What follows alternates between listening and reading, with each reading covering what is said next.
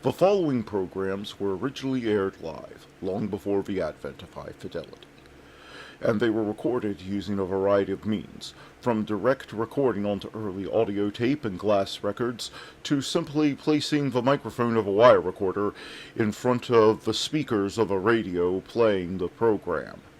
I hope, however, that any variance in audio quality will not take away from your pleasure in listening to these, some of the all-time favorite shows.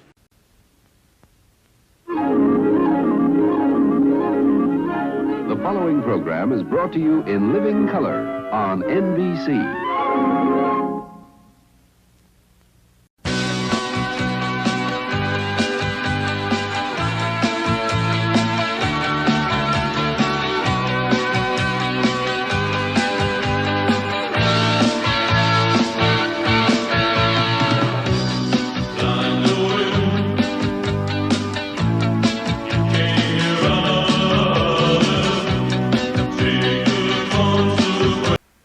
Next guest will give you the laughs, just don't ask him to lend you money.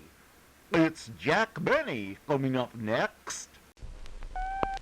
The Jack Benny Program. Quality of product is essential to continuing success.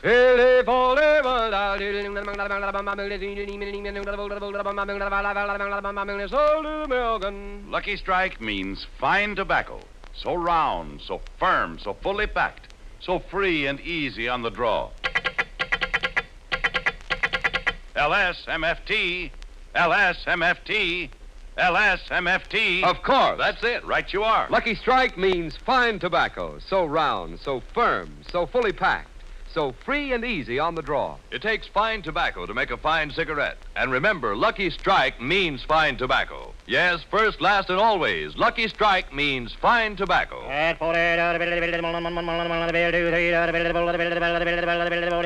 Sold American. Independent tobacco experts present at the auctions can see Lucky Strike consistently select and buy the finer, the lighter, the naturally milder Lucky Strike tobacco.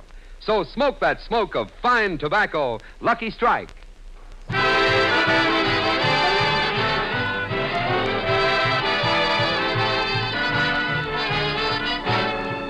From the historic city of St. Joseph, Missouri, the Lucky Strike program, starring Jack Benny, with Mary Livingston, Phil Harris, Rochester, Larry Stevens, and yours truly, Don Wilson.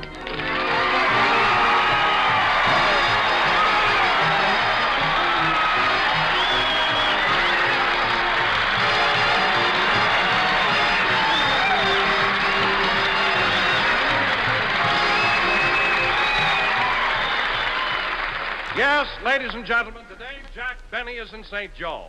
Perhaps some of you may have forgotten the story behind this great event, so I'd like to take you back about 3 years to Jack Benny's home in Beverly Hills. Jack was comfortably sitting in his big easy chair reading his scrapbook, while Rochester was straightening up the house and singing a popular song of the day. My mama done told me when I was in knee pants, my mama done told me, son, a woman will sweet talk and give you the big eye, but when the sweet talking's done, a woman's a two-faced, a worrisome thing who leads you to sing the blues in the night. From Natchez to Mobile, from Memphis to St. Joe. St. Joe, they love me there.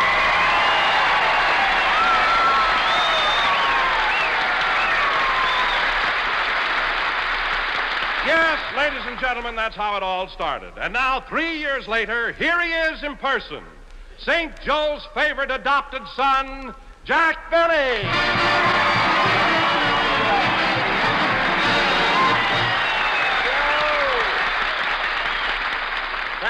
Thank you. Hello again. This is Jack Benny talking. Folks, I want to tell you this is the greatest reception I ever got in my life. Okay, I'm so proud my chest is almost out to my underwear. Yes, sir. I don't blame you, Jack. Here we are during our program in the largest auditorium in town. They've even given you their hometown band for the broadcast. That's right, Don. Is it any wonder that I'm so happy to be here in good old St. Joe?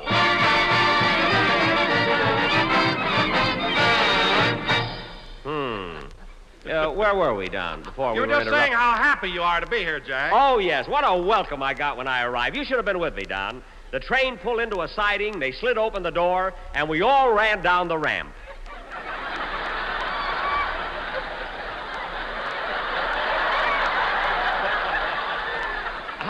How happy we were. Jack, did you say you ran down a ramp? Yes, how happy we were. Wait a minute, Jack. Who ran down the ramp? You and who else? Me and the cows.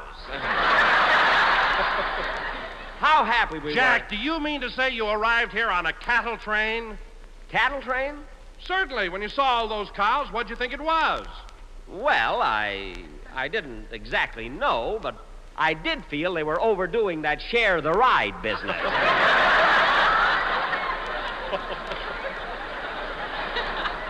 Boy, were we crowded. But, Jack, I can't understand you're making the mistake of getting on a cattle train. Didn't anybody stop you? Yes, some fresh cowboy.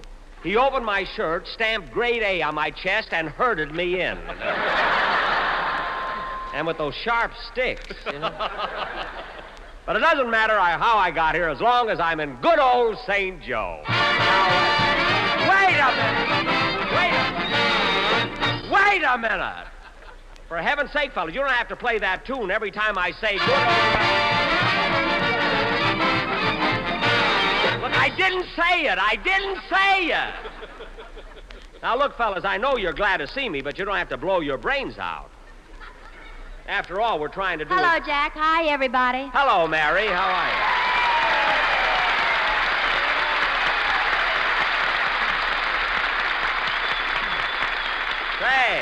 Say, Mary, they love you here, too. Isn't that nice? It sure is, Jack. But I've never seen a town go all out for anyone like this town has gone for you. Ah, it sure is exciting, Mary. Did you see those big banners all over town that say, "Welcome, Jack Benny"? 3 cheers for Jack Benny.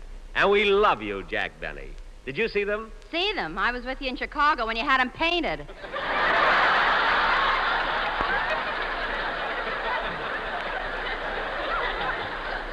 Mary, you're just making that up. You know very well they love me here. What about that parade that was given in my honor? Jack, was that parade in your honor? Certainly it was. And you ought to be ashamed of yourself. Selling hot dogs. Mary. And you got mustard all over the chief of police. Well, if Chief Swepson didn't mind, why should you? Anyway, you know, you... Don, what are you laughing at? Oh, just thinking about Jack. He came into town on a cattle train. Jack, you didn't. Well, it was all a mistake by the time I found out we were here already, you know. Oh, for goodness sake, Jack, do you mean to say you rode in a cattle car without even knowing it? Mary, when I ride on a train, I don't look around to see who's sitting next to me. However, I did get suspicious when I rang for the porter and he came in on all 4s. You mean it was a cow? I don't know, but I asked for milk and never got such quick service in all my life.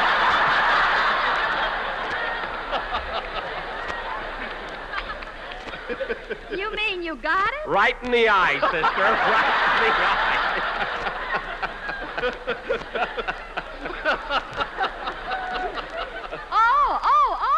Oh. Mary, you're making fun of me. No, Jack, I think you're awfully cute. Anyone could have made that mistake. Certainly. Well, all right, Jack. I'm convinced that it was all a mistake. But if you'd stayed with me, you wouldn't have had to ride on a cattle train. Don, if I'm going to ride with a load of beef, what's the difference what train it's on? And I wish Larry would come in so we would stop this silly talk. Hello, Mr. Benny. Thank you. Hello, Larry. How are you?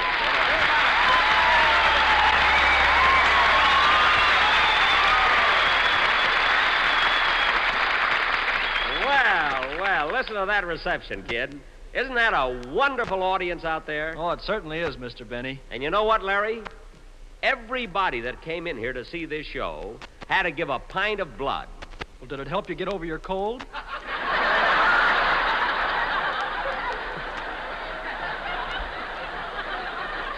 They didn't give it to me. They gave it to the Red Cross. Oh, I'm sorry, Mr. Benny. That's all right, kid. Anybody could have made that mistake. Like coming here on a cattle train. Certainly, huh?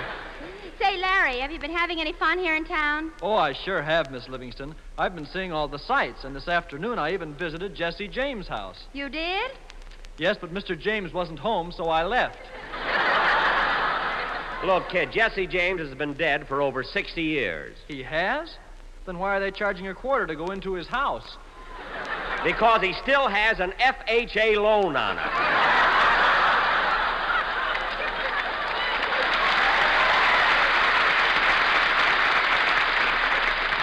Go ahead and sing your song, Larry. I'll take you to Lover's Lane afterwards. And sing especially nice in appreciation of the way they love me here in good old St. Joe. Wait a minute. Now, wait. For heaven's sake. For heaven's sake, I forgot about them. Sing, kid. They drive me nuts. No kidding. I've never seen anything.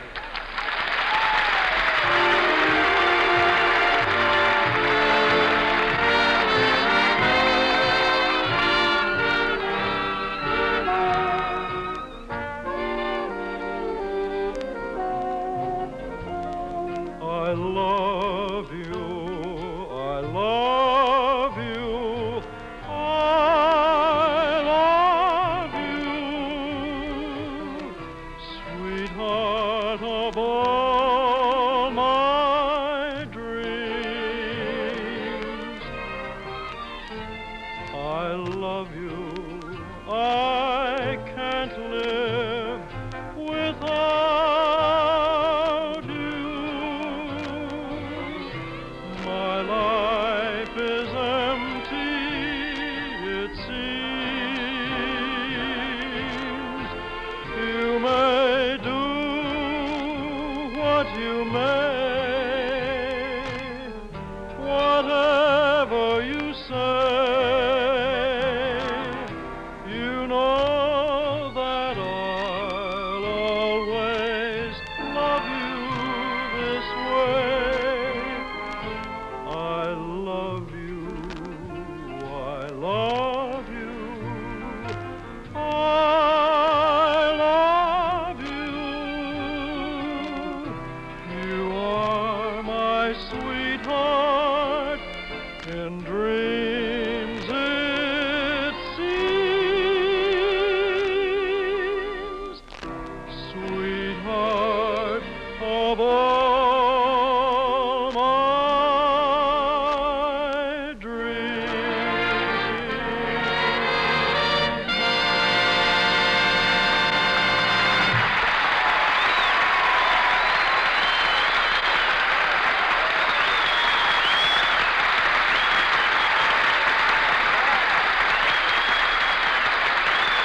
Yes, sirree. Well.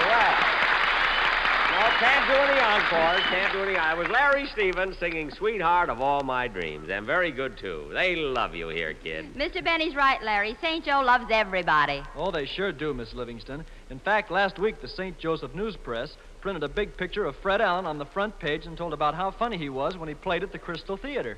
Fred Jack, Allen. I didn't know Fred ever played St. Joe. Yes, he did, Mary. Allen was playing the Crystal Theater, and at the same time, the bags under his eyes were making a personal appearance at the Orpheum.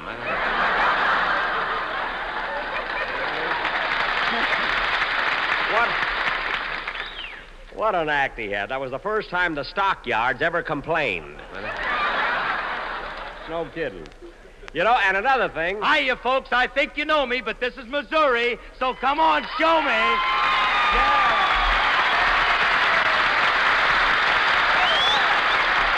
Yes, sir, Missouri.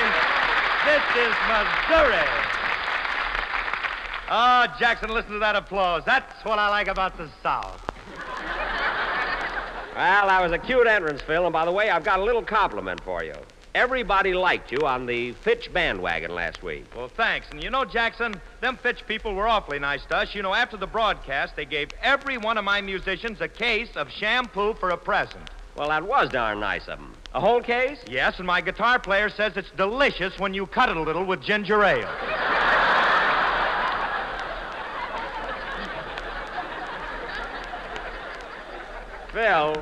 Phil, you mean to say that Frankie drank the shampoo? Frankie'll drink anything. He's the only musician I know who strums his guitar with a corkscrew. Yeah. Yeah, you know, Phil, I haven't seen much of you since we hit town. What have you been doing with yourself? Well, Jackson, I've been on the other side of the river. I was over in Elwood, Kansas. Well, what were you doing in Kansas? That's a dry state. I know. I wanted to see how the other half lives.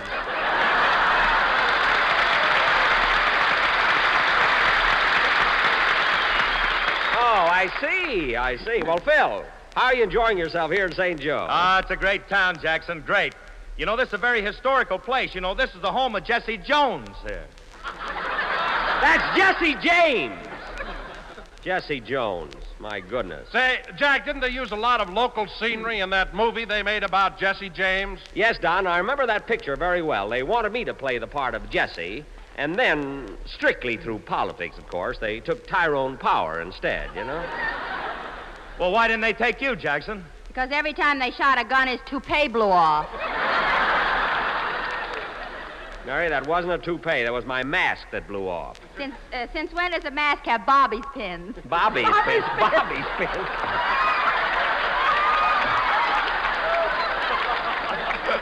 Mary, that's Bobby pins. It's not Bobby's pins. They don't belong to Bobby. You know what I mean? It's very funny, huh? You know, Mr. Benny, for an outlaw, Jesse James was a very romantic figure, wasn't he? What'd you say, Larry? I said for an outlaw, Jesse James was a very romantic figure, wasn't he? You're right, kid. Jesse James, I can just see him now, holding a crowd at bay, a look of defiance on his face, and in each hand, a smoking pistol. That's right, partner, and they were smoking Lucky Strikes.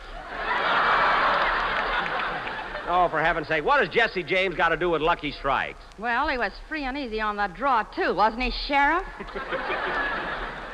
Look, I'm trying to tell Larry some historical facts about Jesse James. You see, kid, he always carried two guns, and everybody knew that Jesse James meant business. Yes, and everybody knows that Lucky Strike means fine tobacco. When you say that, smile, partner. Yes, Lucky Strike means fine tobacco. That's better. Now, getting back to the... Say, Mr. Benny, did Jesse James really live here? Yes, Larry, you saw his house. He lived right here in St. Joe. Gosh, did they love him, too? Well, I don't remember, kid, you see. Anyway, at first, he led a very normal, peaceful life. Uh-huh. But then he got mad and started on a rampage. And do you know why he got mad? Because Kansas was a dry state. Look, Phil. Phil, I'm trying to tell Larry the story of the... Oh, my goodness. Come in. Mr. Benny? Yes? I'm Phil Welch, the mayor of this city. Well...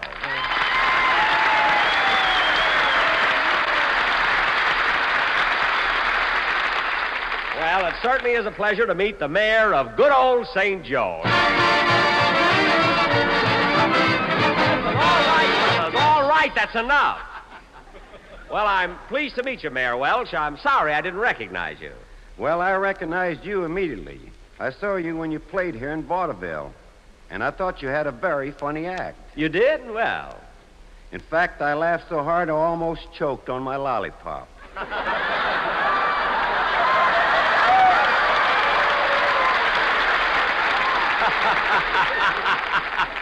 Well, that's very good, Mayor. Very good, huh? Thanks, Jack. But I really came here on behalf of the city to make you an honorary president of the Chamber of Commerce. Well, this is indeed an honor. I've never been so thrilled. Here's your membership card, Mr. Benny. Say, just look at this.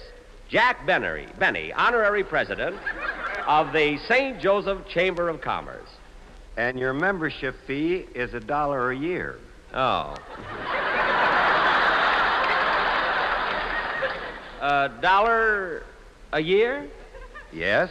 But look, I'm only going to be here a week. How much will that be? In fact, I'm actually going to be here only 4 days, but why quibble, you know? Well, Mr. Benny, we never figured it in weeks. Oh, well, of course, Mayor Welch, I don't live in St. Joe. What's your rock-bottom price for non-residents, huh? Mr. Benny, $1 is absolutely the lowest dues we've ever collected from any president of the Chamber of Commerce. Well, I like to be sporting about those things, you know. Good. Well, here's 50 cents. Make me vice president. It's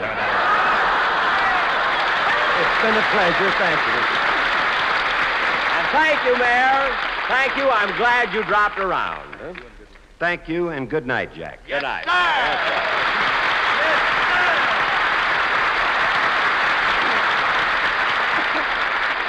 Say, Mary, wasn't it nice of the mayor to give me this card and it was worth 50 cents? Look what it says on it. The holder of this card is entitled to one ride on the Pony Express. What are you laughing at? Half-buck penny rides again. Don't be so smart. I'm vice president now of the Chamber of Commerce. Well, if you'd given the whole dollar, you could have been president. Well, He'd rather be tight than president. now cut that out. And now, ladies and gentlemen, in my official capacity as vice president of the Chamber of Commerce of St. Joe, it is my honor to bring you one of our native daughters, a young lady who happens to be visiting here in our hometown. A very famous movie star, Miss Jane Wyman.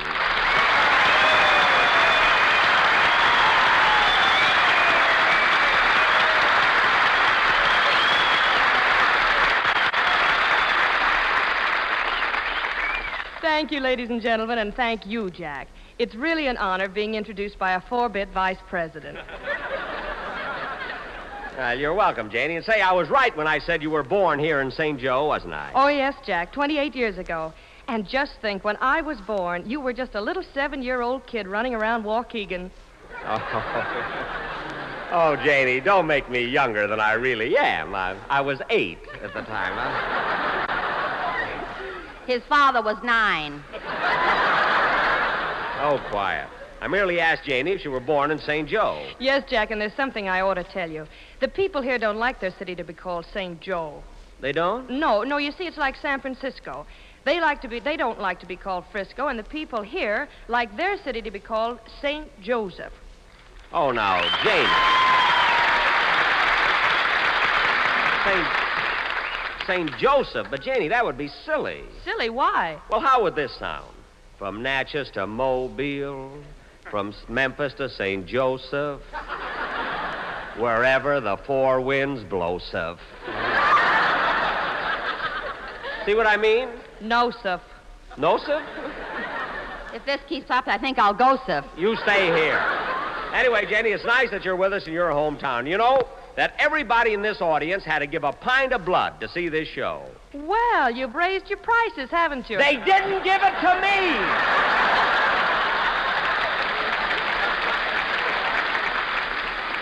I mean, why does everybody think that? In the first place, there isn't a man living who can take 4,000 pints. Wait a minute, Jackson. Frankie and I... I'm not talking about that.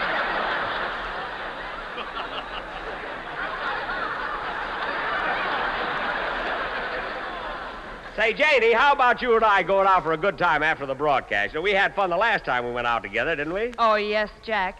But, well, I don't know how to say this, but to have a good time, you've got to spend some, well, for instance, last time we were out, remember what happened with the jukebox? Nothing happened. I put my nickel into that jukebox like everybody else did. Yes, but, Jack, wasn't that a little corny standing on the table yelling, "This music comes to you through the courtesy of Jack Benny"? Janie. Star of stage, screen, radio, and the biggest hot dog in St. Joe for a dime. Well, I just did that for a gag, that was all. Oh, say, Jack, I just happened to think of something. Weren't you and Miss Wyman in that picture, Hollywood Canteen? Yes, Don, but we didn't work together. You know, Janie, I have a little confession to make. When they started the picture, I wanted to do a love scene with you. So I spoke to the director. Well, I have a little confession to make, too. I spoke to him first.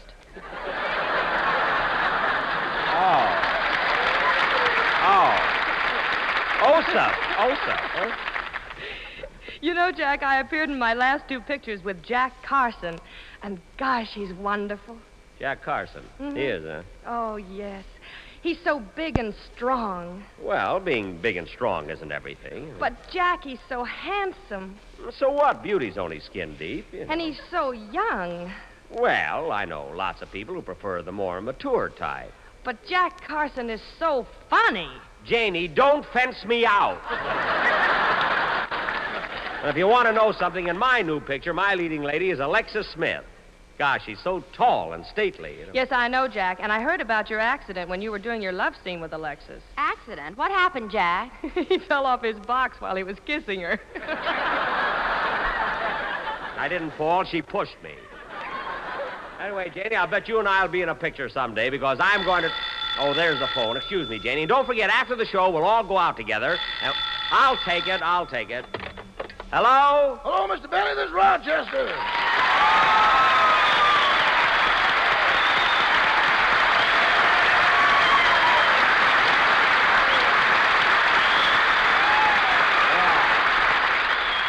Hello, Rochester. Where are you calling from? My hotel room? Well, I'm in the hotel, but I'm not in your room. I'm outside in the hall.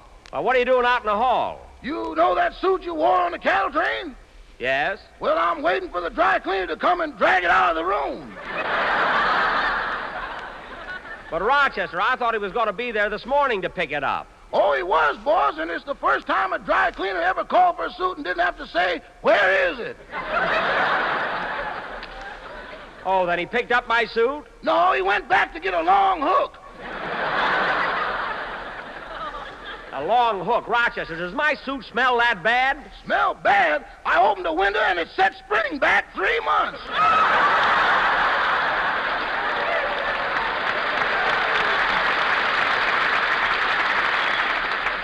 Rochester, my suit isn't as bad as that. If the cleaner doesn't come back, you brush it up yourself. Okay. And say, boss, you know that big banner outside the hotel with your picture on it? Yes? Well, somebody came along with a shotgun and gave you a bad case of measles. What, do you mean they shot holes in my face? Yeah, you got the only face in town that can sift flour. Rochester, I traveled 4,000 miles to get to St. Joe, and shooting or no shooting, it's your job to keep those banners up there. Oh, boss, if they want to love you, let them, but let's not force it on ourselves. I'm not forcing myself on them. They invited me to come here of their own free will. I knew free was in there someplace. Look, Rochester, I want you... Hold it a minute, boss. The cleaner just came back, and he's fishing for your suit with that long hook.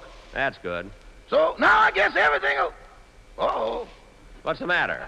The suit grabbed the hook, picked up the cleaner, and is running down the hall with him.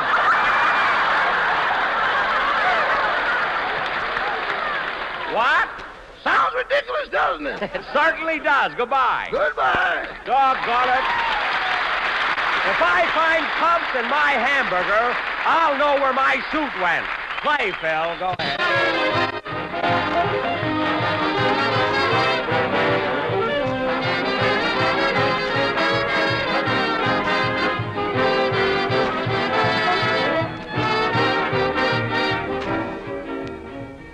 Ladies and gentlemen, as the casualty lists pour in from the European war fronts, we at home are putting behind us all thoughts of an easy victory. Then comes the struggle in the Pacific, and our top military authorities say it will require another 1.5 to 2 years to lick Japan after we beat Germany. So to you and me, all this means only one thing: all-out support of our fighting men. In other words, stay on that wartime job until released. Keep buying more and more war bonds and hold on to them. Keep supporting all home front activities and observing all wartime regulations. And with it all, write encouraging letters to him over there, so he'll know a united nation stands behind him. Thank you.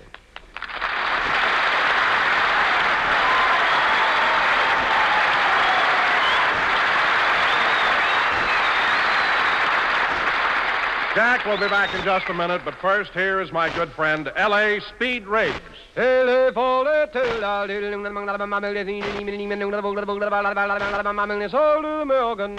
that smoke of fine tobacco, Lucky Strike. For Lucky Strike means fine tobacco, the finer, the lighter, the naturally milder Lucky Strike tobacco. And this fine Lucky Strike tobacco means real, deep-down smoking enjoyment for you. So smoke that smoke of fine tobacco, Lucky Strike. So round, so firm, so fully packed, so free and easy on the draw. The famous tobacco auctioneers heard on tonight's program are Mr. L.A. Speed Riggs of Goldsboro, North Carolina. And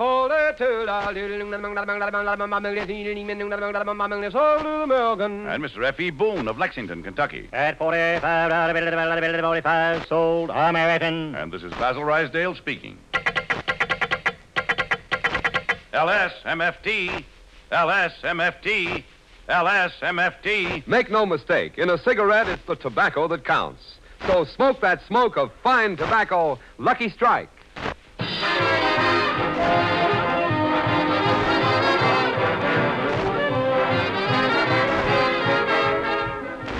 Well, folks, our pleasant visit in St. Joe is just about over, and we've certainly enjoyed every minute of it.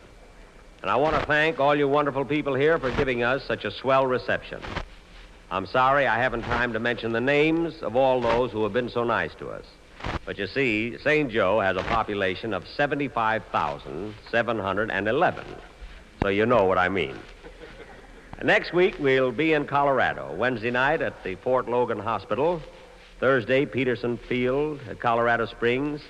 And Friday night, we'll see all you boys at Lowry Field.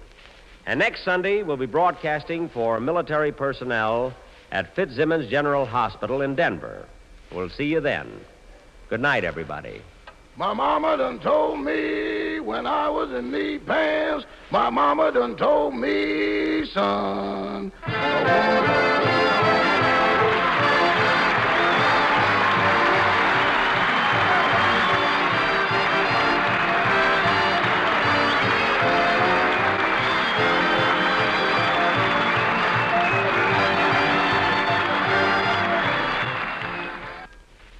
Tales of espionage are coming at you with CounterSpy next. The National Broadcasting Company presents CounterSpy.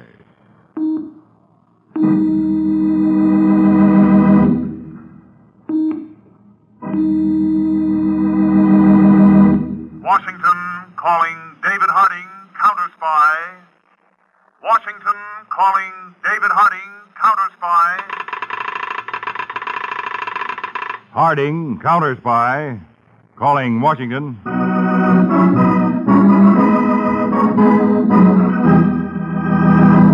United States CounterSpy, especially appointed to investigate and combat the enemies of our country, both at home and abroad. These CounterSpy reports to the American people are brought to you each week at this time. Now, the case of the spectrograph.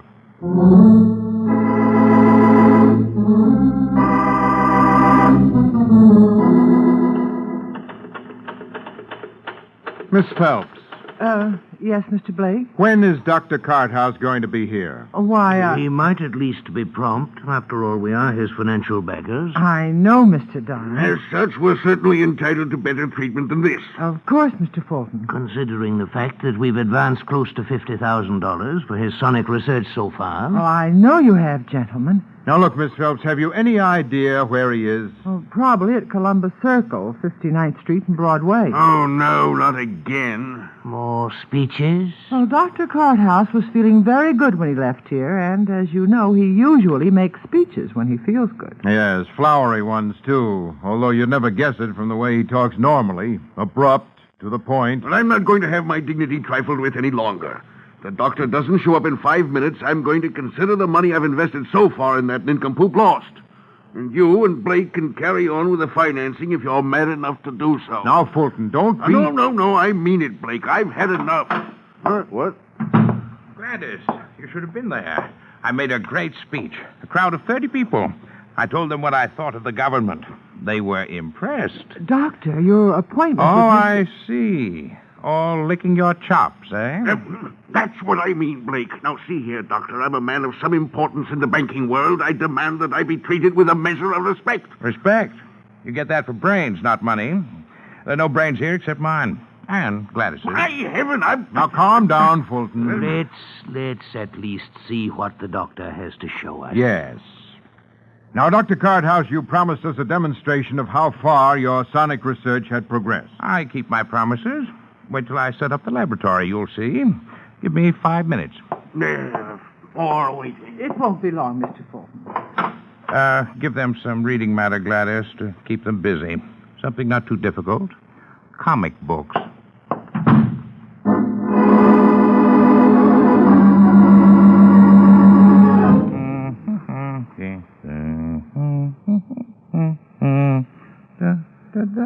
Ha. Good. All set. Come in and see. It's about time. This had better be good, Carthouse. I'm sure it will be, gentlemen. Gladys, you come too. You've never seen this. Oh, thank you, Dr. Carthouse. Close the door. All right, gentlemen. Sit down. Yes, let's see this. Good. Now, first, a preliminary demonstration. See this table backed by thick wood planks? I take this glass tumbler and put it on the table in front of the planks. You follow me? We have brains enough for that. I'm surprised. Now, here, this thing which looks like a radio. It produces sound waves with tremendous frequencies. It's made of, you wouldn't understand. Just call it a sound box. Now, see this hole in front of the sound box. It sends out directional sound waves. Listen. Watch.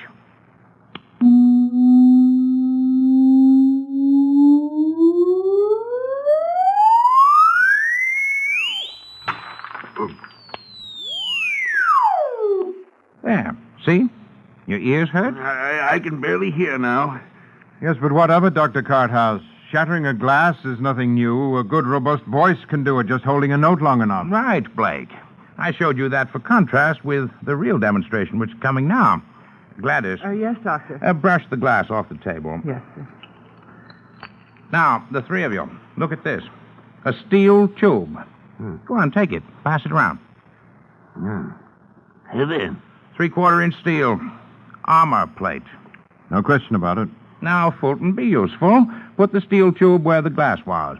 Like this?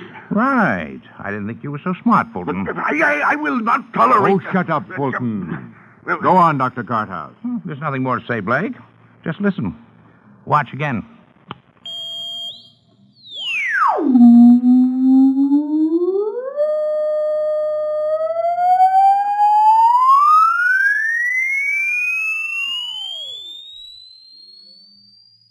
Well, what's the matter? Something go wrong, Doctor? No, the sound waves which are sent out now are too high for your ears to hear. Just watch the steel tube.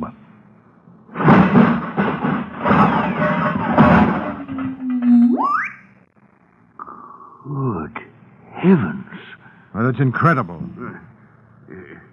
What did it? Sound waves. The demonstration is finished.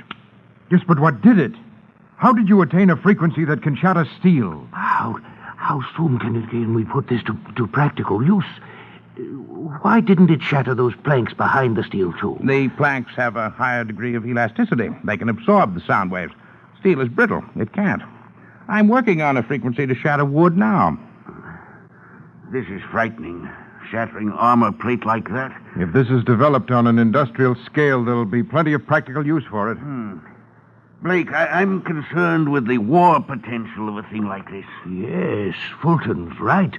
I think we should seek government protection for Dr. Carthouse. Government protection? Well, the plans and the formula for this device shouldn't be left unguarded wherever they are. The plans and the formula are here, in my head, where nobody can steal them. I don't like interference from my backers or government. I won't stand for snooping, prying. Now, be reasonable, Dr. No, Carthouse. I won't be. My feelings are clear. Jefferson said it best. Society in its worst state is a blessing. Government in its best state is a necessary evil. I must be free to work. No interference from you or the government. Take it or leave it. Well, it doesn't give us much choice. No.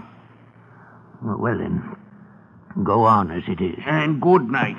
Come on, gentlemen. Let's find an atmosphere of sanity. Good night. Good night, Mr. Good night. Good night. Ruffled their fur. I'm glad.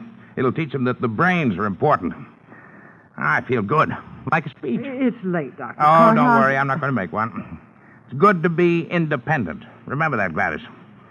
Good night. I'm going to bed. You straighten things up. I will, Doctor.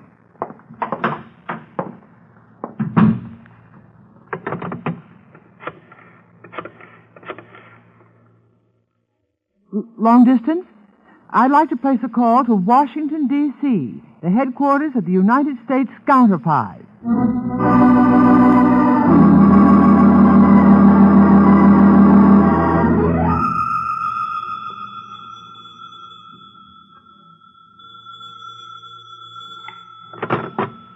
Hello? Yes, this is Sergei. Oh, hello. You sound very excited. Undoubtedly, this is a request for more money, eh? What? Really? And what is this miracle Dr. Carthouse has done? Yes, I'm listening. Go on. So, armor plate. Interesting if true. But you need more money. No. None. My dear sir, my government... my client feels he has paid enough without results. No.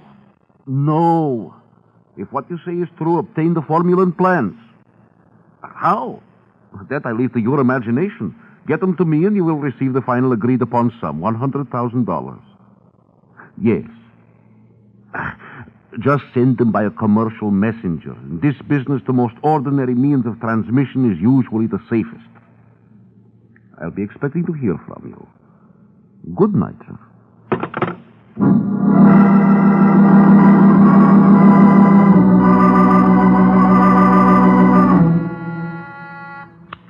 Yes, what is it, Peters? Mr. Harding, there's a call from New York for you, a Miss Gladys Phelps, about a Dr. Semyon Carthouse. Oh, my gosh, not him again. What's that, Chief? Well, never mind. Put the call on my line, then call Bowling Field and tell them to get the jet plane ready for a trip. Then come in here yourself. Hello? Hello? Miss Phelps? Yes. Is this Mr. Harding? Yes, it is. You're calling about Dr. Semyon Carthouse? Yes, Mr. Harding. I work with him. Yes, go on, Miss Phelps. Well, Dr. Carthouse has just concluded a rather terrifying demonstration in the field of sonic power. I think he should be protected for his own sake. Oh, does he know you're calling me? Oh, no, sir. I thought not. The doctor's a bit eccentric. Yes, that's a mild word, Miss Phelps. You don't have to explain. I've had dealings with him before. Well, then you understand he must know nothing of this. I thought perhaps if you could send an agent. Hold it, Peters. Well, Miss Phelps. Yes. I'll come up to see you myself. I should be in New York in about 2 hours and a half. Oh, thank you, Mr. Harding. Where shall I meet you? Where are you now? At the doctor's home, 1232 West 82nd Street. All right. You'll be at the corner of 82nd Street and Columbus Avenue in exactly 3 hours. I'll pick you up in a car, and you can tell me all about it while we drive around. I'll be there, Mr. Harding. Fine. Goodbye. Goodbye. Chief, what's this all about? A woman calls from New York, mentions a Dr. Carthouse, and right away we're flying up there. Peters, I don't know what it's about, but the fact that it concerns Dr. Carthouse is enough for me. Where he's involved, I'd fly from here to Moscow via the Antarctic if I had to. Who the dickens is he? The most brilliant and aggravating man I've ever dealt with. I'll tell you all about him on our flight up. Come on, let's get started.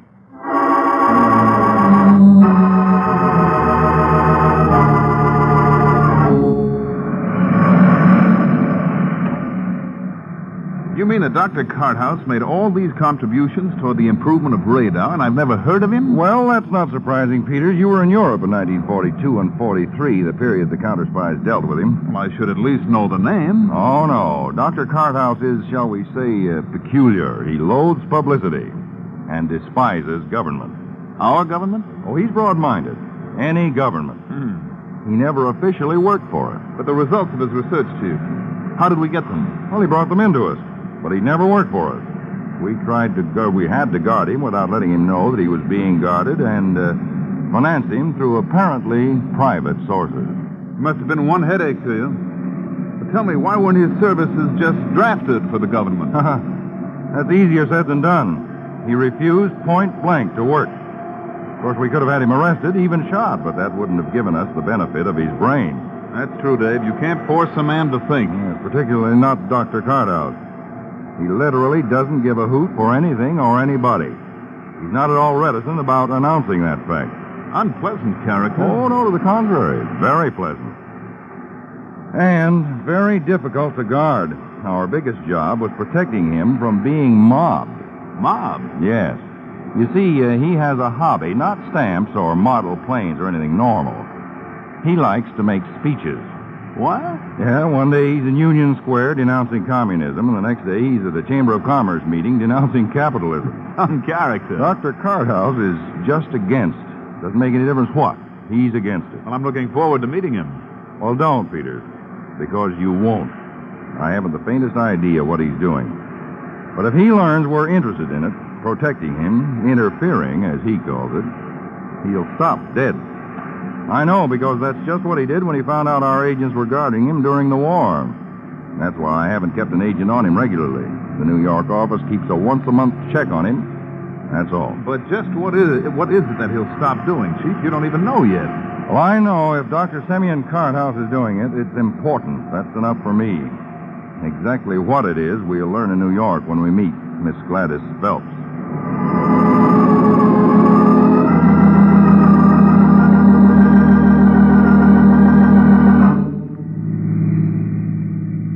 It's true, Mr. Harding. I saw it myself. He shattered a piece of armor plate? That's right, sir. 3/4 inches thick. Chief, a thing like that Yes, I'm way ahead of you, Peters. Now listen, Miss Phelps, did you tell anyone else you were calling us? No, sir. Chief, what are we waiting for? Why don't we just pick up this doctor and turn him over to the Department of Defense? Peters, I know the man we're dealing with. He'll come to the government, all right, but when he's ready to and feels he's finished his research, and not a second before. You will give him protection, though, won't you, Mr. Harding? That I guarantee, starting right now. We're back at 82nd Street, Chief. All right, Miss Phelps. Now, you better get back to the doctor's house. We've been driving around for more than an hour. All right, Mr. Harding. And don't worry.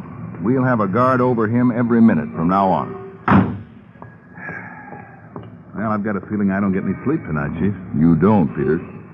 Stick here and keep your eye on that house she's going into until I send an agent to relieve you. Okay. Now, one thing you've got to make sure of, Peters. That Dr. Carthouse doesn't become suspicious of you. I haven't lost a trail yet, Chief. Well, if Carthouse finds out about you, we lose more than a trail. We lose the use of his brain, and that we can't pick up. I'll be... Hey, the girl's coming back. What? Mr. Harding, the laboratory. Dr. Carthouse, he's been murdered.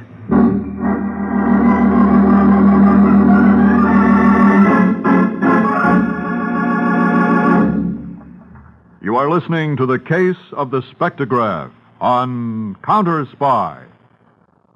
Tonight, The Big Show brings you the best in comedy, music, and drama with Tallulah Bankhead, Fred Allen, Douglas Fairbanks Jr., Margaret Truman, Mindy Carson, Meredith Wilson, and many, many more. It's The Big Show, top Sunday listening design for the entire family. And speaking of families, tonight means another delightful adventure for the madcap Harris family and all their friends on the Phil Harris Alice Faye Show. That's tonight over most of these NBC stations. Now, back to CounterSpy.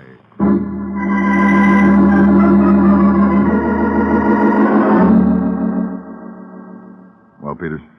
He's dead, all right. One shot in the temple. Dr. Carthouse Now, was please control yourself, Miss Phelps. We've got to find out who killed him, and you've got to help us. Yes. Yes, Mr. Harding, I know.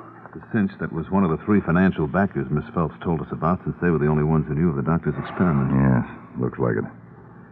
Well, Peters, you take a look around the laboratory while I ask Miss Phelps some questions about this equipment here. All right, Chief. Miss Phelps, is this the device Dr. Carthouse used in his experiment, the thing he called a sound box? Yes, sir. Know how to work it? No, sir. No one but Dr. Carthouse did. I see. Well, this machine over here with the endless roll of paper in it and the pencil marks on the paper, what's this? Well, that's a spectrograph, Mr. Harding. It draws a picture of sound waves. Dr. Carthouse used it to make the sound patterns of his research visual. Oh, yes, I've heard of the spectrograph. That's funny. What is, Miss Phelps? That roll of paper in the spectrograph. I swear it was clean when I left here, but now it's all marked up. Oh, now hold it, Peters. You mean someone's used this spectrograph? So it would seem. Exactly how does this work? I'm a little vague on the details. Well, that microphone on the desk is connected to the spectrograph. When you speak into it or make a noise in front of the microphone, that pencil apparatus on the spectrograph makes a line on the paper corresponding in length to the volume of the noise. Oh, I understand. Chief, that fits in with what I found. What, Peters? Look, these marks on the desk. 4 of them.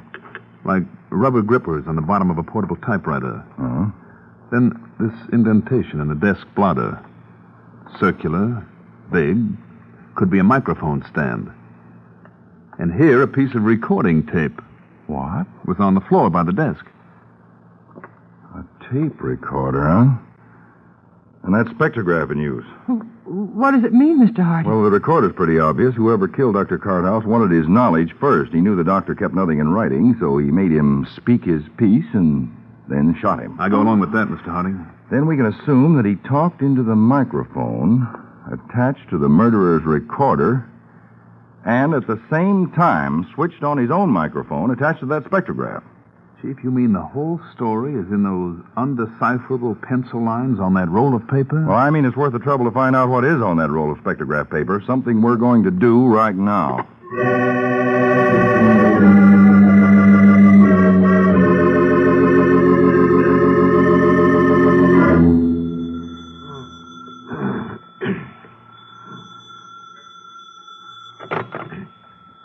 Hello? Is this Commander Tackett of the Naval Radar Section? Who is it? David Harding, United States CounterSpies. CounterSpy? Yes, I'm sorry to bother you at 2:30 in the morning, Commander Tackett. Oh, shoot, Mr. Harding. Well, now, in your radar and sonic research, you use an instrument known as the spectrograph, don't you? Yes. Yes, we do. Well, now, is there any method of reading the marks that are made by sound waves on the spectrograph tape? Oh, well, there are experts, yes, who can do it. Well, where could I find such a man? Well, if you give me a couple of days... Oh, no, that's too long. Commander, isn't there any other way we could find out what a spectrograph tape says? Well, I might be able to make it talk. How? We have the apparatus in our naval laboratory here in New York. If I had an enlarged photograph of the spectrograph tape... You'll have it, Commander Tackett. If you'll go right down to the naval laboratory, I'll meet you there in 30 minutes.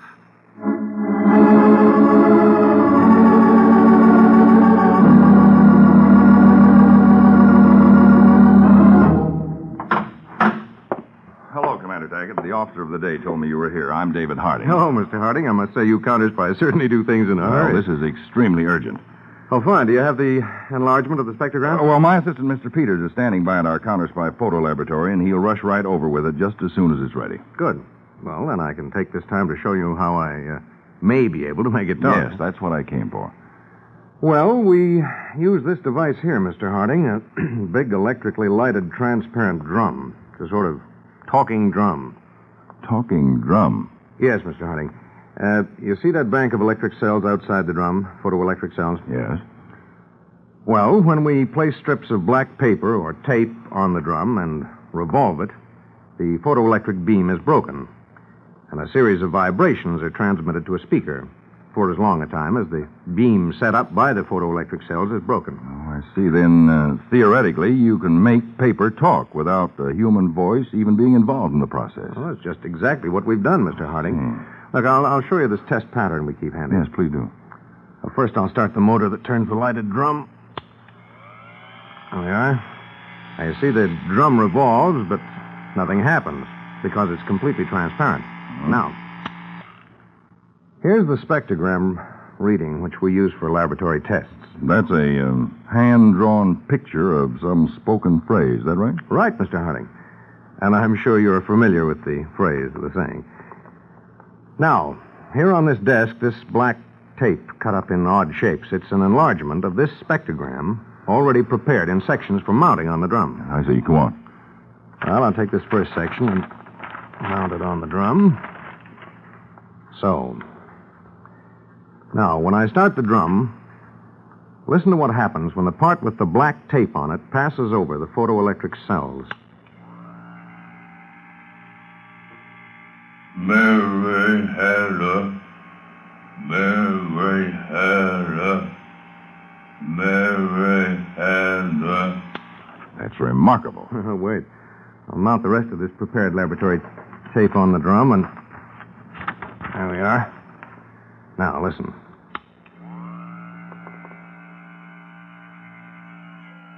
Mary had a little lamb. Its fleece was wet as snow. Why, that's astounding, Commander. Do you think that by cutting up the enlarged spectrogram my assistant brings, we'll be able to hear exactly what was said on it? Well, I'm sure we will. Of course, the voices won't be recognized. Well, that's not too important if we can only get them... Here you are, Mr. Harding. The enlarged spectrogram. Good. We had to enlarge it in sections. The roll of paper was so long. What about this, Commander Daggett? Think you can work from this? Oh, my assistant, Mr. Peters. Oh. Yes, I think so. It'll take time, though. See, I'll have to cut it up, and we can only get about 50 or 60 words on the drum at one time. Well, let's start at the beginning and get going. I want to know what those black lines say just as soon as possible. There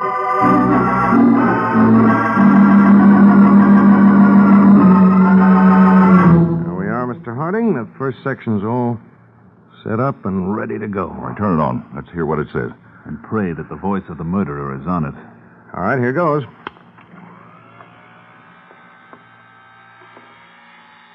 A gun. That's right, Doctor.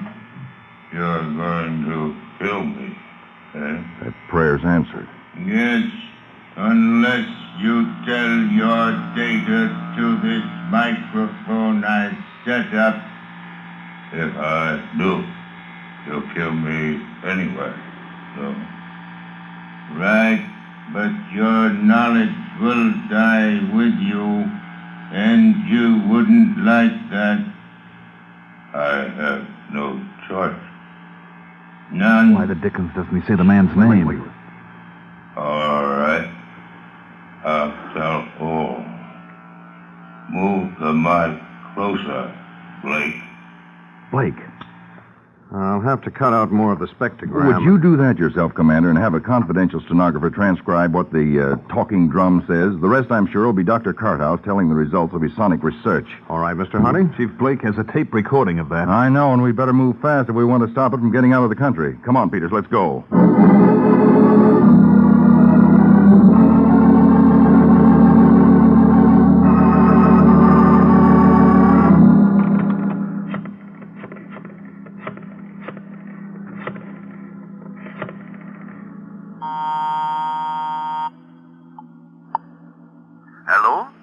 Sergey, this is Blake. I told you, Blake, no more money without results. I've gotten results. What? Yes, they're on their way over to you by messenger now. So? You'll send the money right away? 100,000? When I'm satisfied, the results are worth it. Well, then satisfy yourself fast, because I need the money in a hurry. I'll be waiting to hear from you. Goodbye.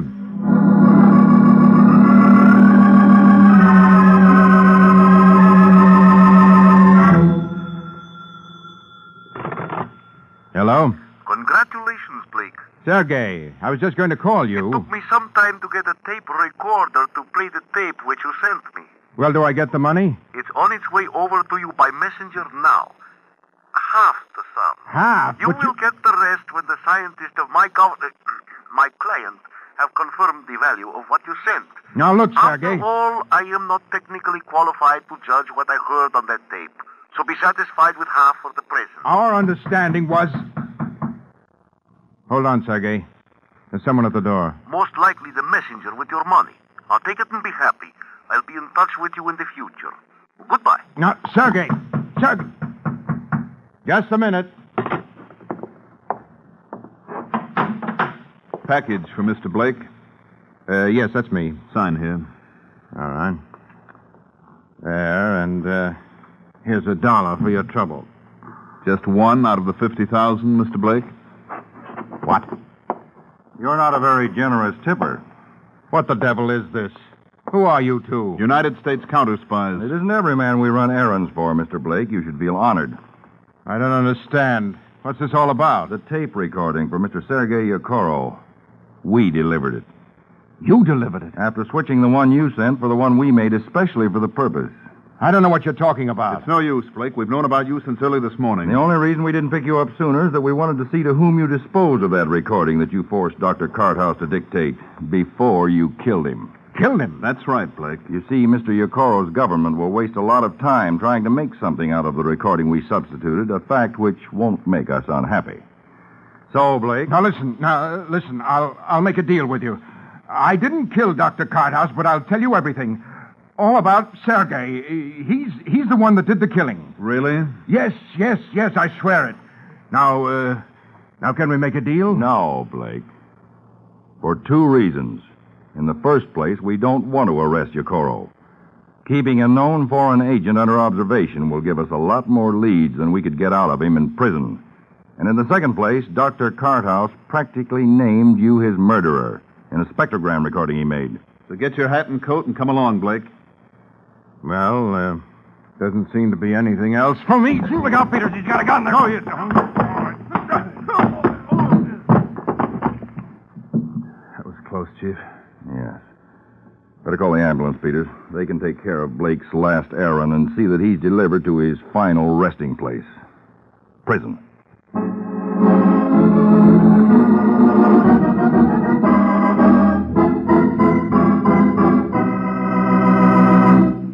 Tune in every week, same time, same station, to CounterSpy. Listen next week for the exciting Case of the Smuggled Schedule. Next week, we shall reveal for the first time why a certain small package was given one of the biggest guards in CounterSpy memory, and how your counterspies went underground so that the wrong car would lead in the right direction. Listen to The Case of the Smuggled Schedule on CounterSpy.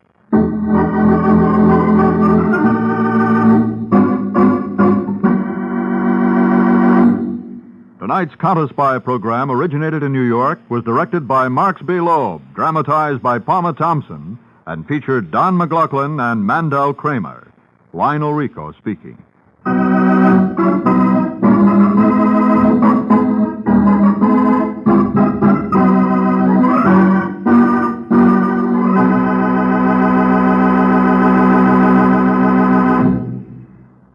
Three chimes mean good times on NBC. Tonight, The Big Show, radio's greatest spectacle, presents another broadcast in its NBC Sunday night series. Your hour and a half of comedy, music, and drama tonight includes Tallulah Bankhead, Fred Allen, Danny Thomas, Douglas Fairbanks Jr., Mindy Carson, and many, many more. Theater Guild on the air tonight brings you the radio premiere of the hit musical Carousel, starring Patrice Munsell and Cornell Wilde.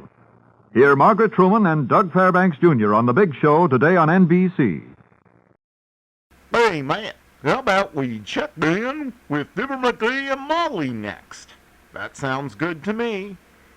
The Pet Milk Program with Fibber, Magee, and Molly.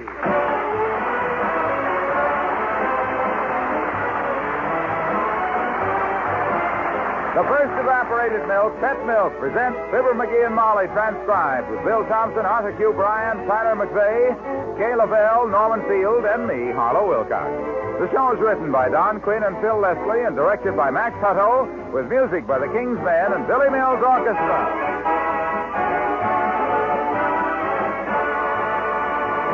Have you ever tasted a cream pie made with pet milk? Or a rich chocolate pudding? Or one of those good, smooth cheese sauces? Well, then you can understand why pet milk, the first evaporated milk, is the first choice of good cooks. No other form of whole milk gives foods the same richness of flavor. And something else that's mighty important is the extra wholesomeness pet milk puts into those favorite family dishes of yours.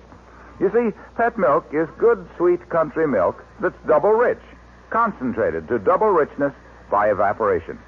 So you're always sure of extra goodness and extra wholesomeness when you use pet milk for cooking. Extra compliments, too. And do all those extras cost you extra? No. Definitely no. You can enjoy better food for less money when you use pet milk, because pet milk costs less, generally, than any other form of whole milk.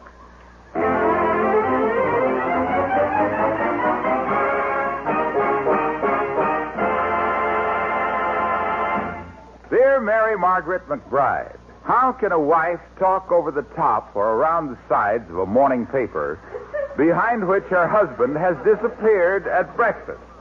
Like at 79 Wistful Vista with Fibber, Magee, and Molly.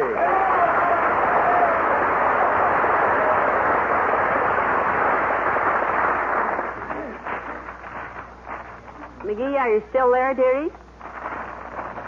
Sweetheart, this is WIFE calling HUBBY. Come in, HUBBY, over. Huh?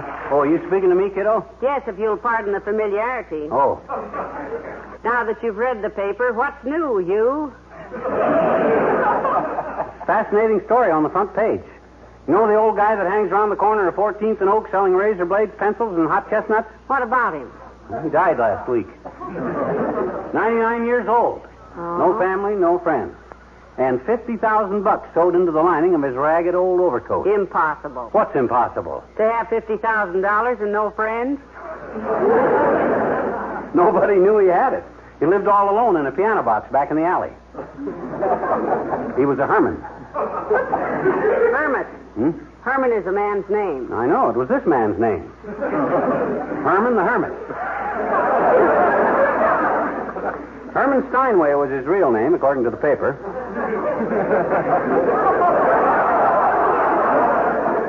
Come from a wealthy musical family. He was the black sheep. They cut him off with $1 in an old piano box. Well, if he'd have been more upright, he might have had $1,000. That's my girl. If they fit, dig them up and use them again. Anyway, you know what this ragged Herman done with the $50,000? What? He made a will, leaving it to a guy he didn't even know. No. A perfect stranger. Because the guy had felt sorry for him in his ragged overcoat and offered him his own. A good Somalian. Samaritan? I don't know. Well, they didn't give the guy's name. Well, if he was a stranger, how'd he know to whom to leave it? Well, the lawyer that prohibited the will found him. You know, for a contingent fee, a lawyer can find a celluloid collar in a hot volcano. Anyway, the lawyer that prohibited the will... Probated, dearie. Yeah, but imagine $50,000 because he done the old guy a good deed. You know what I think I'll do? I think I'll prowl around town today and be nice to strangers. Oh? Mm-hmm. You never know. I might just happen to do some ragged guy a favor. Well, just out of the goodness of my heart with no mercenary motives whatsoever. Except to be sweet to people and have the guy leave me a stack of El Foldo in his last will and tenement. Want to come with me? Dearie, I wouldn't miss it for a gold mine with H.O. Pinza working as foreman. Wait till I clear up these dishes and I'll be right with you. Okay. I think I'll wear a bow tie. I always feel more naive and lovable with a bow tie. And if some rich herman should have... Now, who do you suppose that is? I don't know, but I hope he's in trouble. So I can do him a good deed, a favor. Come in. Oh, hello, Mr. Oldtimer. Hello, daughter. Hello, Johnny. Just passing by, so I thought I wouldn't. Thought you wouldn't what? Pass by. Oh. Well, what's new, kid? Did you see the morning paper? Couldn't, daughter. Loaned my bifocals to my girl, Bessie. Oh? First saw we've had this winter, and she's out picking mushrooms. Sure hope she's wearing them bifocals. Mushrooms, eh?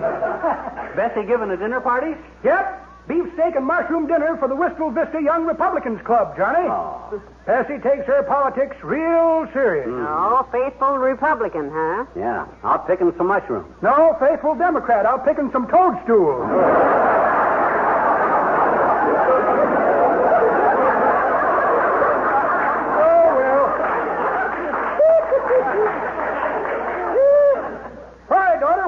The morning paper. You remember the old buzzard that hung around 14th and Oak selling pencils and razor blades and hot chestnuts? Old Herman the Hermit? Yep. Hope you didn't get stung with any of his razor blades, boy. With them things, you couldn't carve past the cheese on your ravioli. I think Herman makes them himself out of tinfoil. Why, Jask. Well, he died last week, and he left $50,000 to some person who had been nice to him. Yeah, a perfect stranger, too. Imagine that. Yes, Johnny, I can't imagine that. To be nice to Herman, you'd have to be a stranger. Stingy old coot. I'm a fairly slow man with $1 myself, but Herman made me look like an intoxicated gunner's mate in Paris on payday. In fact, I'm kind of a miser myself, kids. That's all. I got a little stashed away. Well, good for you. Yeah, you have? Well, you just hang on to that dough and leave it to somebody that's always been nice to you. Somebody that you could always feel free to drop in on. Anytime. For a cup of coffee. Or any old thing. Here, have a cigar. Real friends. People that like you for what you are instead of for what you got. More coffee, fella? No, thanks, Johnny. But you're sweet. Let me do you a favor, old-timer. Forget you told me about having all that dough hid away. Let me do something for you. My gosh, with me being your closest and best friend, I'm... Well, all right, boy. You can do something. Why, sure, you betcha. Anything at all. My gosh, what can I do? You got a good warm overcoat? Take mine. Gee whiz, I got an old Macintosh I can wear. Don't look good and it freezes my knees, but if you need my overcoat, boy... Oh, no, Johnny. Thanks. All I want you to do for me is, well, can I leave my money here with you where it'll be safe? It's my life savings and... Well, you certainly may. You certainly may, and we'll take mighty good care of it. How much you want the receipt for, old-timer? This piece of paper big enough? Oh, sure. Now, wait a minute. I got it sewed into the lining of my coat here. Oh, boy. Can I help you, Mr. Oldtimer? Oh, no, thanks, daughter. I got it. There we are. Oh, boy. Yep. It's all here. $37. Much obliged to you, kids. You're real kind to old folks. Bye now. So long.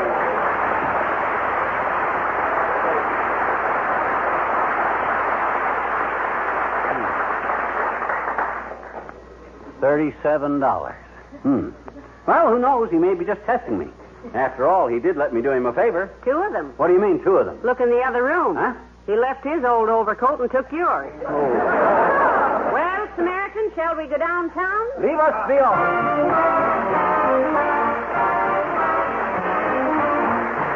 Billy Mills in the orchestra, and by heck.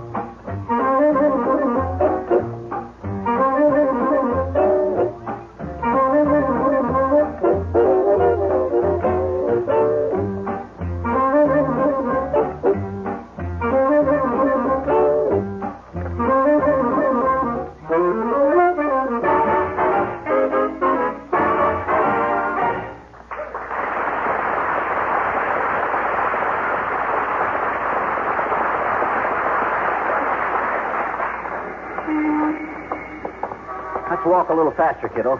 My legs are cold. Yes, I can see why they would be. That's an unethical Mackinaw. Yeah. It hits you below the belt. But if we walk too fast, you won't find anybody in trouble to do a good deed Oh, for. I'll find somebody then. Hey, look. Look, a guy lying on the sidewalk up ahead there. Oh? Why, he's fainted. Oh, come on. Look at how shabby he is. Yeah? Another Herman, I bet you. Poor old guy. Probably fainted from lack of hunger. Ain't this wonderful? I'll give him artificial perspiration. Yeah, but McGee now, maybe you shouldn't... Here, hold my hat. This calls for a cool head. Now, let me see. I can remember my Boy Scout training. Oh, yeah. Straddle the recumbent body. Press the hands firmly against lower ribs. Hey, what's that? Get off my back, you rum-dum. What do you think you're doing? Let me up. Now, take it easy, boy. Take it easy. You'll be all right. You're among a friend. What happened, sir? Did you faint? Are you hungry? No, I'm not hungry, and I didn't faint. I am J. Merrill Moffat, president of the Wistful Vista Building and Loan Company, and I dropped my wristwatch down this sidewalk grating. Oh, dear. Well, come on, Magee. Oh, sorry, Moffat, old man. Just trying to do a good turn. I hold no grudge. Just because you weren't sick or drunk or didn't need any help. I was only... Oh, be quiet, you idiot. And tuck your shirt in. Of all the disgraceful exhibitions I ever saw. Hey, Molly. My shirt sticking out? No, dearie, it's the Mackinac. Oh. It's so short he thought it was your shirt. Natural mistake, though. Well, at least I give the old college try, kiddo. What if that guy had fainted? Well, he'd have never forgotten what I'd done for him. Might have left me all his stock in the building and loan. So I ain't discouraged. I'll keep trying. Oh, hi, Doc. Oh, Dr. Gamble. Hello, Doctor. Hello there, my dear. And good morning to you, too, Bubblehead. Where'd you get the small caliber jacket? Steal it out of the third grade cloakroom at the schoolhouse? Doctor, I refuse to be insulted. I've took up a new hobby. I'm a good Simoleon. Samaritan. I go around and give everybody a helping hand, irregardless of race, creed, religion, or how much dough they got stashed away. All I want to do is to be nice to people. A friend of man, woman, and beast. And speaking of beasts, is there any favor I can do for you today? Son, you have more weird poses than a model in an itchy bathing suit. So now you're a good Samaritan. Yep. What's his angle, Molly? Well, Doctor, in the paper this morning. Oh, I see. Herman the Hermit. Yeah. Left $50,000 to a friendly stranger. Yeah. So now little Chiselfinger is bouncing about, being helpful, hoping he can save a ragged but grateful millionaire whose brakes have failed on his wheelchair. Oh, brother. How optimistic can you get, Wobblebrain? Well, he's not doing this for mere money, Doctor. He says. He just wants to be friendly to everybody, particularly everybody who has no other friends or relatives to inherit their money. You betcha. My gosh, anybody think I was simply out to make enough impression on some ragged hermit that he'd leave me his dough? Aren't you? Sure, but it's kind of a nasty thing to think of. You sure I can't do you any good turns, Ducky? Just any little thing, Doctor, like shaking down your thermometer or one of your wealthier patients. No, but I will say this, Magee. Your attitude has impressed me so much. Thank you, Doctor. And your sincerity is so obviously, well, I'm making out my will this afternoon, and I'm going to leave you... What are you going to leave me, Doc? Standing here.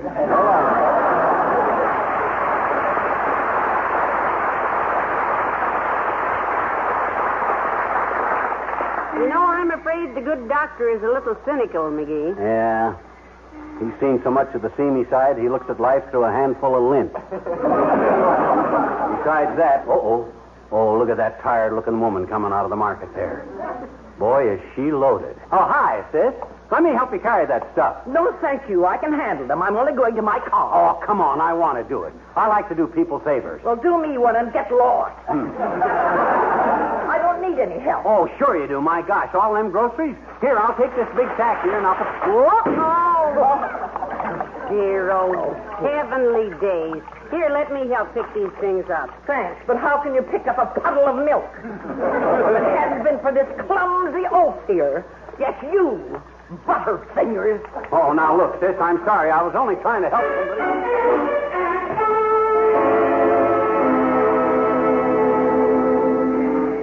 And you say you saw the whole thing, Mr. Wilcox. Then why didn't you come over and help us pick up the stuff? Well, I didn't trust myself. Didn't trust yourself to what? Well, you know me, the pet milkman. I couldn't have trusted myself not to say, Madam, if you'd bought pet milk in its famous, neat, sterilized can, wouldn't have spilled all over the sidewalk. It bounces. And when you see a beautiful baby bouncing with health and happiness, there's a very good chance that it's a pet milk baby. Because you see... Oh, my gosh, all I done was I tried to help the woman with her groceries. Could I help it if the old bag... Magee! That's no way to talk about a lady. I wasn't talking about the lady. I says if that old bag she was carrying them groceries in... if that old bag hadn't had a hole in it, where a sharp carrot was sticking through. Well. As I was saying, Pet milk was first, you know, to be fortified with pure crystalline vitamin D. First choice of good cooks as a great all-purpose, all-family milk. Pet milk, the first Try and to the do finest. somebody a favor, and Oh, that's what well, you get. stop grousing, dearie.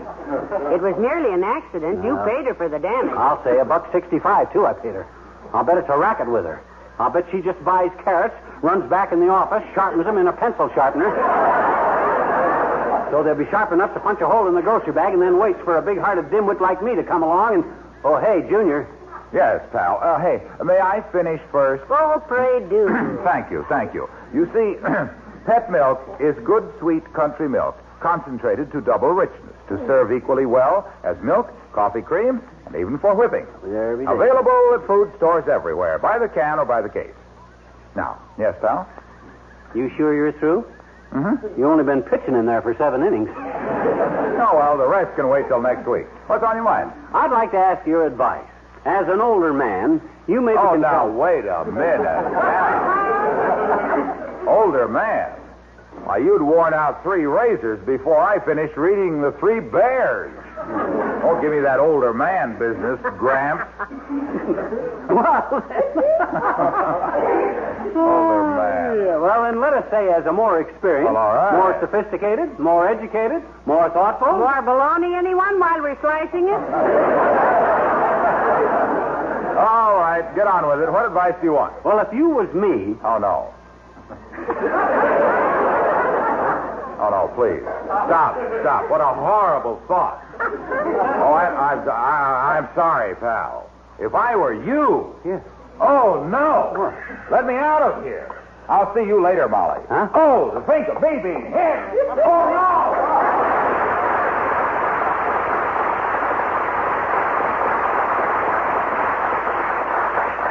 Well, the idea didn't seem to appeal to him, did it? Why should it? If he was me, he wouldn't have the strength of character to handle my problems, and he knows it. Oh, well, let's move on and see who I can do a favor for.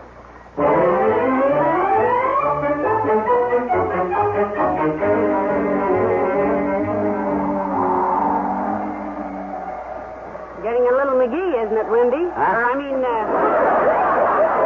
getting a little windy, isn't it, McGee? Yeah. Me with a short Macintaw on, too. It's warm enough, what there is of it, but I feel like I was in a hot bathroom standing up to my hips in a tub of cold water.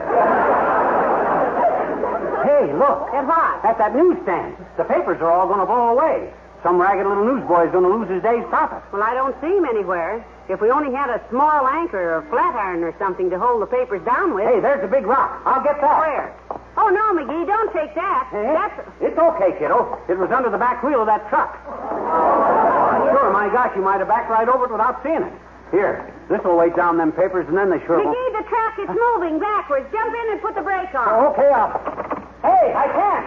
The door's Well, locked. then jump off quick. It's going faster. Okay. Oh, dear. Hey, down the street. Get out Hey, of out the the way. way. There's a car coming forward. Out you go. Look, everybody.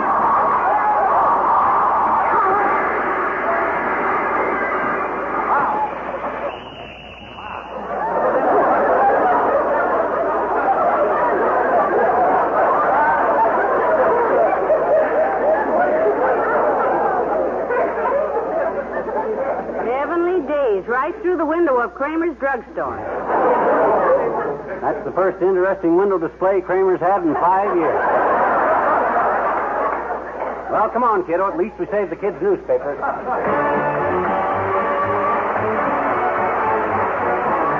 The King's Men, and oh, what a face.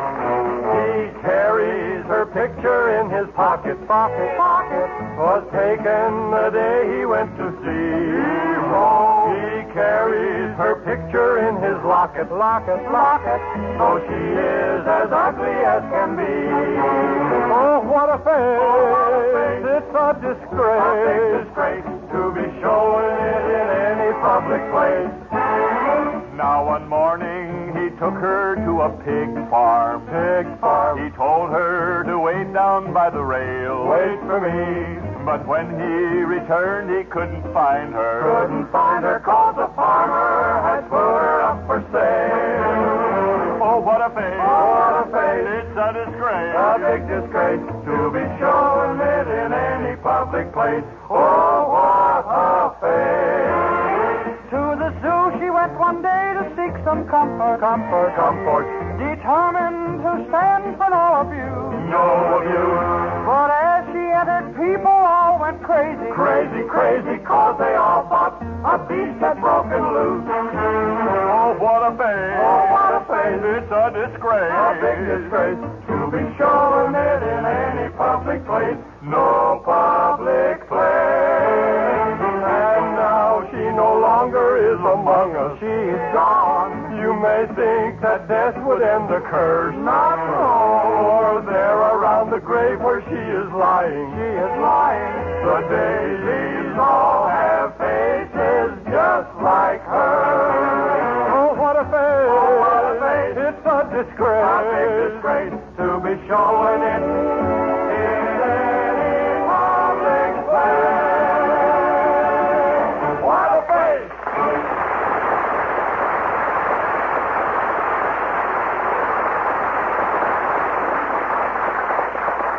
We better call it a day, Magee. I'm getting cold. Okay. Let's walk once more around the reservoir and hit for home. Well, good. Anyway, you know, I'm beginning to believe that you can't go out and deliberately make somebody leave you all their money just because you did them a favor. Yeah. I think it just has to happen. Well, that's the wrong attitude, kiddo. I always said... Heavenly days, what was that? I don't know. I don't see... Hey, look! Hey, a kid fell into the reservoir. What? Here, hold my Macintosh. I'll save him. Watch it now. Oh, my hero, my great big hero. Hey, Molly, take the kid. Here. Grab him. I got him. All right, Sonny. Don't you fret yourself. You're safe, thanks to my brave husband. Magee, are you all right? Yeah, except for a skull fracture. I bumped my head when I dived in. This water's only 2 feet deep. Hey, we got to get this kid home. It's cold. I'll stop a car. Yeah. Yoo-hoo! Stop, please. Emergency, stop. Hey, give us a lift home, will you, bud? This kid fell into the reservoir, and I pulled him out. It's cold. We got to get him home.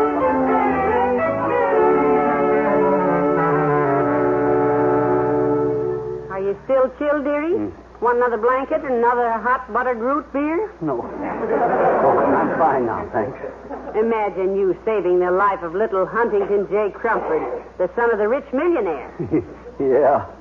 And think what his father, the Huntington J. Crumford, will do when he gets home from the office and they tell him who saved his little boy. Yeah. My goodness, the least he can do is to... I hope that's the old-timer bringing me back my overcoat, because... Come in. Good evening, madam. I am Huntington J. Crumford. Oh, how do you do? I'm sure, Mr. Crumford. This is my husband, Mr. Magee, the hero who saved your little boy. Yeah. What do you mean, save my little boy? Hero my elbow. That kid is the junior swimming champion of the state. And that water was only 2 feet deep. Yeah, but... And besides that, he lives just across the street from the reservoir, and you had to ride him around in a car for 20 minutes before you took him home. Well, he was laughing so hard at my husband's chattering teeth that he couldn't tell us where he lived. Anyway... Well, after this, mind your own business. Huh? He's always falling into the reservoir. Wasn't bad enough you had to spoil his fun, you also made him lose his sailboat. That cost me $15. How did we lose it? Your husband smashed it flat with his head when he dove in. I'll give you just 2 days to replace that sailboat, or by thunder, sir, you'll hear from my attorneys.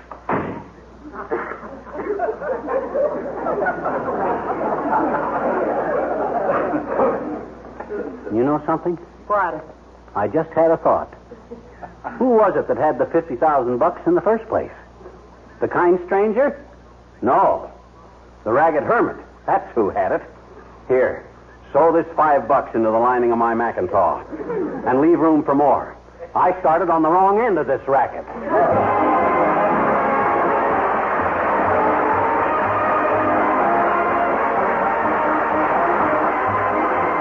Fibber and Molly return in a moment.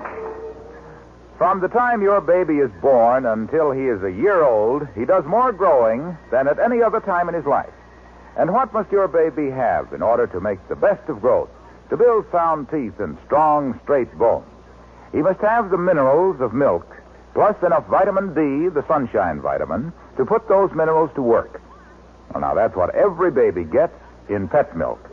And just as important, pet milk is safe for babies, as free from germs as if there were no such thing in the world.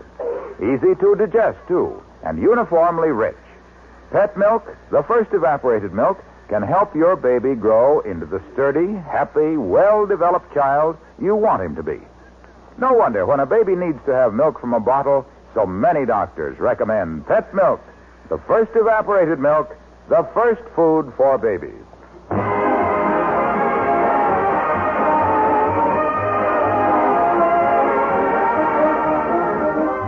old-timer was here a few minutes ago, and he brought back your overcoat. Oh, thanks. Well, then take the $5 out of the lining of my Macintosh and sew it into my overcoat, will you? I can't. He took your Mackinaw. He took my Macintosh? You mean He says it's better for him because he can reach his trousers pockets better and make change for people.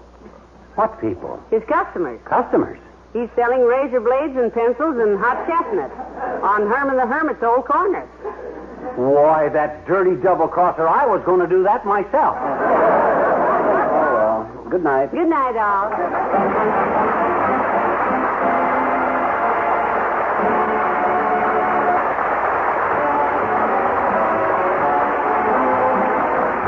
First evaporated milk, pet milk, brings you Fibber, Magee, and Molly each week at this time. Be with us again next Tuesday night, won't you?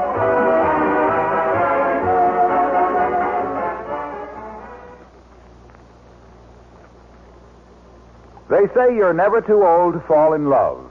And old Mr. Whitsitt, friend of Jim and Sally Carter, seems to bear this out.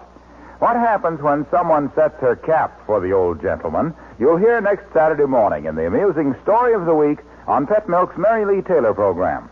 Now, on this same program, you'll hear Mary Lee Taylor's husband-tested recipe for chef's salad, a low-cost salad with a special dressing men like. Be sure to tune in to NBC next Saturday morning for this double feature program brought to you by Pet Milk's Mary Lee Taylor.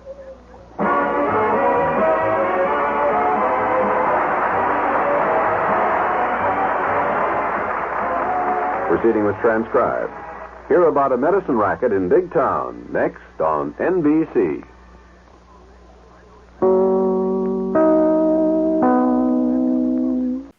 Well, Silver, wait those thrilling days of yesteryear with the Lone Ranger up next.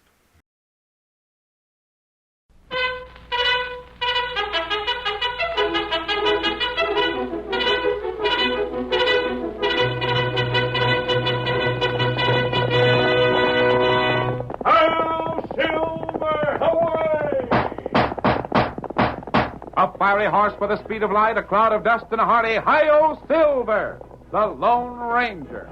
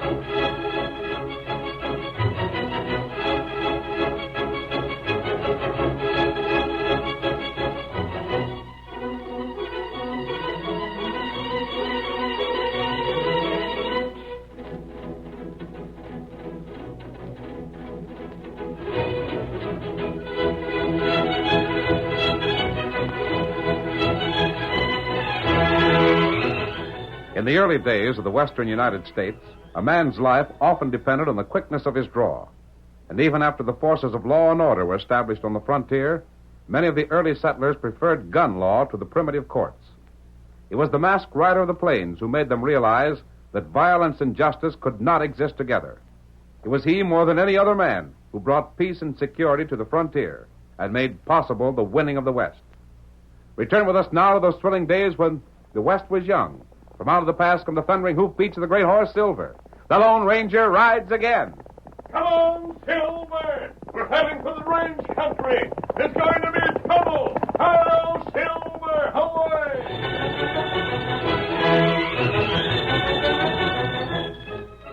Gus Ziegler, owner of the cafe in Canfield, was a huge man with a great shock of hair and small, close-set eyes in a fleshy face. On the evening our story opens, he was standing at one end of his crowded bar, watching the shouting, laughing, free-spending customers. But suddenly, 3 shots rang out. The shouts and laughter were silenced. The gaze of everyone swung to the cafe's entrance. There stood 4 hooded men. At a word from their leader, they spread out, keeping their weapons leveled on the crowd. Keep him covered, boys. Any man draws, let him have it. This ain't a hold-up, gents. Nobody'll get hurt that minds his own business. Keep your hands from your irons and back away from that bar there. Now to you, Gus. You stand just where you are. If there's any hold-up, what is it? You'll find that out pronto. Step this way and keep your hands raised. Who are you? Who are your pards? Who we are don't concern you. But I want to know Just call us friends of 4 fellas you framed once. 4 fellas you had sent to jail on a trumped-up lying charge of murder. That'll be good enough. What are you talking about? Forget already? Well, it's been a couple years. Maybe I ought to freshen up your memory some. Recollect Pete Sibley? What? Bill Kindred? Judd Wayne? Todd Lane? Recollect him? It's a lie. I never framed them. It ain't so. They had a fair trial. Shut up. No, you gotta listen. Ask anybody if it wasn't guilty. Ask Nate Bender. He jailed them. Or ask Judge Powers. It was him that gave them their trial. Anybody to tell you it was all fair and square. We know our friends weren't guilty, Gus. And as for Nate and the judge and Hawk Marlin, the lion killer you had testify again our friends, they'll all be getting theirs, too. Now, wait. You just happen to be the first one on our list. All right, start walking. Out the front way. And the first yell out of you're stopping lead. No, On please. your way. Come on, boys, back out. I'll watch this polecat. The rest of you gents stay here. Don't follow or try to get Gus back. Just keep out of what don't concern you. Quick, fellas. Lead the way. We ain't been seen yet. Let me go, fellas. I'll pay you out. Keep your mouth shut and climb on that horse. Get moving. But Get I leather. You won't get away with this. All right, Tonto. Get him up, Scout. Come on, Hey, Silver. what is this? Come on, Ziegler. Follow us. Get up there. Why, it's a masked man with a red They're taking Gus. Shoot, you fool. Shoot him down. Come on, fire away. We've roused the whole town. We've got to get out of here. Blasted, we missed him. It can't be helped. We got a ride or we'll be caught. Back to camp. Get up. What happened? These 4 fellas was ordered. What's the hold up? Who was the masked hombre? I seen it all, fellas. Seen every bit of it. Those 4 hooded gents took Gus from the cafe. Then the masked hombre and the Injun came from nowheres and snatched Gus away again. But what I can't figure out is what the whole thing's about.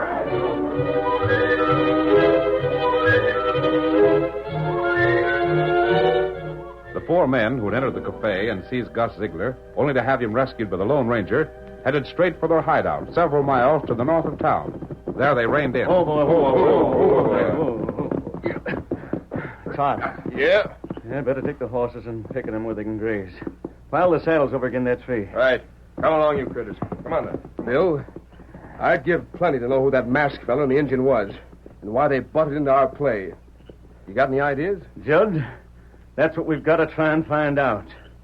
You ever see that pair before, Pete? Not to recollect. And yet, well, I don't know. There was something about him seemed to me I should have placed. I can't seem to do it, though. Looked to me like they'd planted themselves right there, waiting for us to come out of the cafe, which same means they knew beforehand what we was planning. I'd have swore we come here without anybody knowing it. Yeah, that's what looked funny to me. So we missed out on our very first try. Well, we can wait. We got time. We got plenty of time. The next try we won't miss. You made one bad mistake back there at the cafe, though, Bill. Yeah? What? You named the four we were out to get. Everybody in the cafe heard you. They'll bust their necks giving them skunks warning. Which is just why I done it. Huh? Now they'll know we're after them. And they can spend some time worrying about it. That just suits me fine. Well, what if they clear out? They won't. Just the same. Listen Bill. here. Gus won't clear out because everything he owns is right back there in Canfield. Yeah, that's so. Hawk Marlin won't because this is just about the only part of the country where he ain't wanted by the law. Besides the fact it's drawing good wages from Gus. But he's the one that's going to be hard to handle. He's lighting with a six-shooter. Nate Bender is sheriff and old man Powers is judge. So there ain't no danger of them leaving. But all the time, they'll know we're somewhere around. They know that sooner or later we're going to strike. And between now and then, they're going to spend plenty of sleepless nights.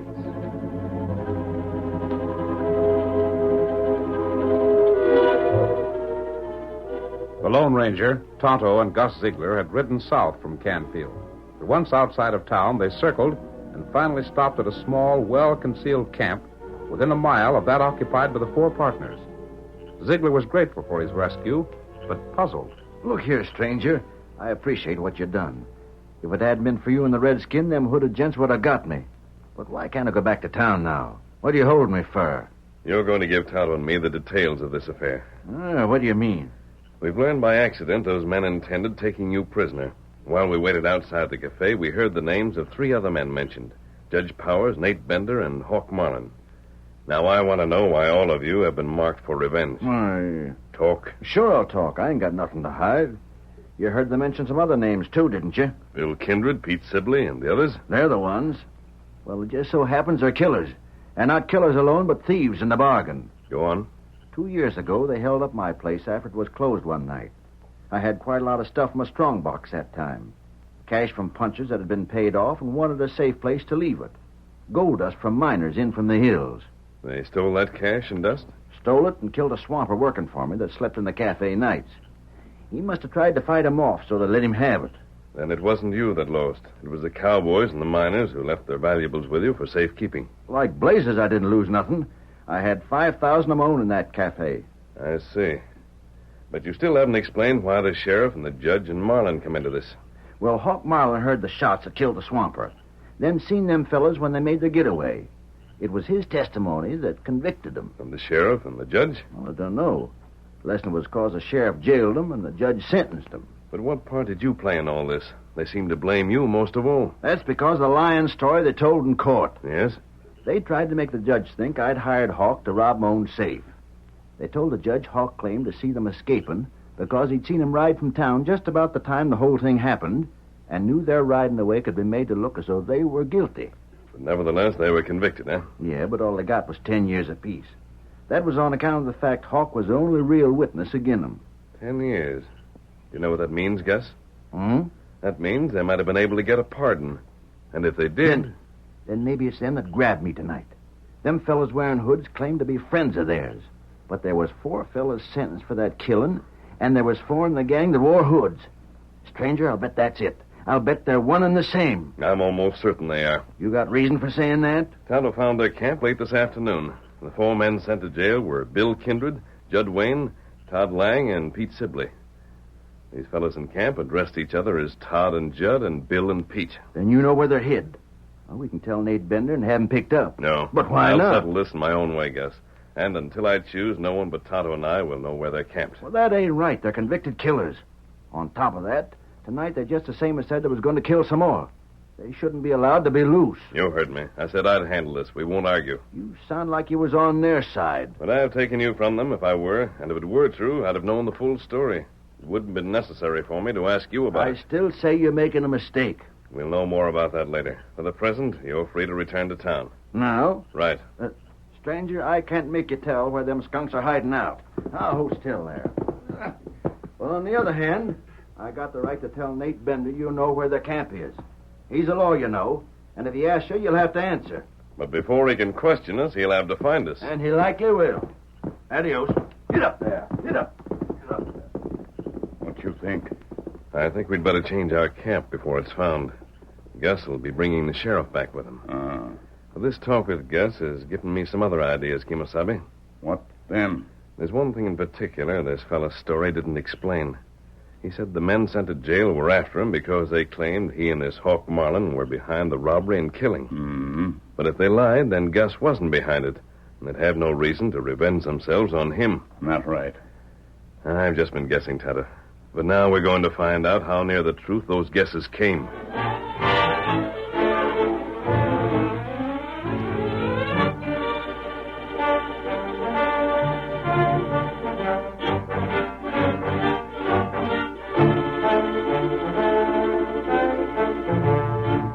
The following evening, a conference took place in the back room of Ziegler's Cafe. Hawk Marlin faced his employer across a small table. A bottle and glasses stood between them. Better lay off the liquor, Hawk. I need it. What for? To get your nerve up? I got as much nerve as you have. But mine don't need as much fortifying. This bottle's empty. Well, leave it that way. We got to figure what we're going to do. Well, what are we going to do? Whatever it is, it's got to be blamed soon.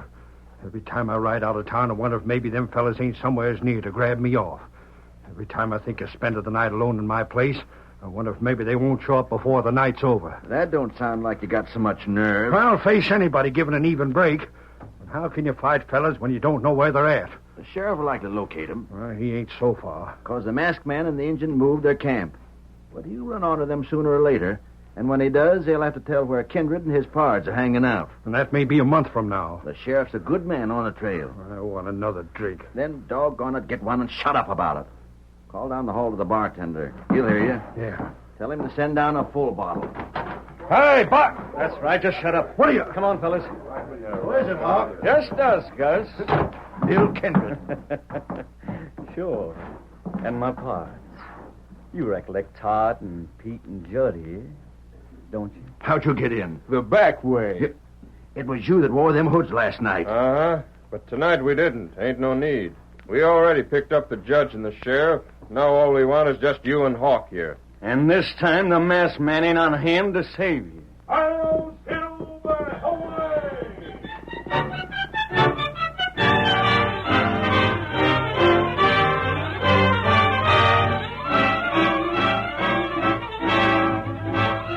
The curtain falls on the first act of our Lone Ranger story. Before the next exciting scenes, please permit us to pause for just a few moments.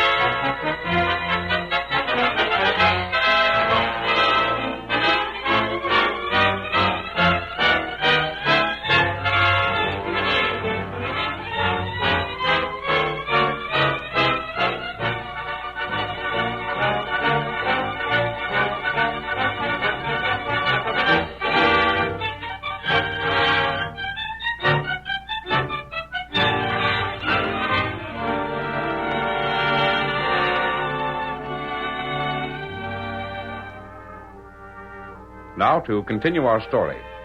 Although Bill Kindred and his companions were not aware of it, the Lone Ranger had seen them enter the cafe by the back way. Leaping to the saddle, the masked man urged Silver forward and raced out of town toward the place where Tonto waited for him. As he drew near, he shouted, Kimosabe! What matter? Come on! We're riding! Get 'em up, Scout! Get 'em up! Where we go? Bill Kindred and the others have already captured Judge Powers and Sheriff Bender. Oh. And they just now captured Ziegler and Hawk Marlin. That's good. You know the way to the camp, Tonto. Right ahead. We're going to get to the bottom of this affair right now. Get 'em up, Scout! Get 'em up! Come on, old fellow! Hurry, boy! Hello, Silver!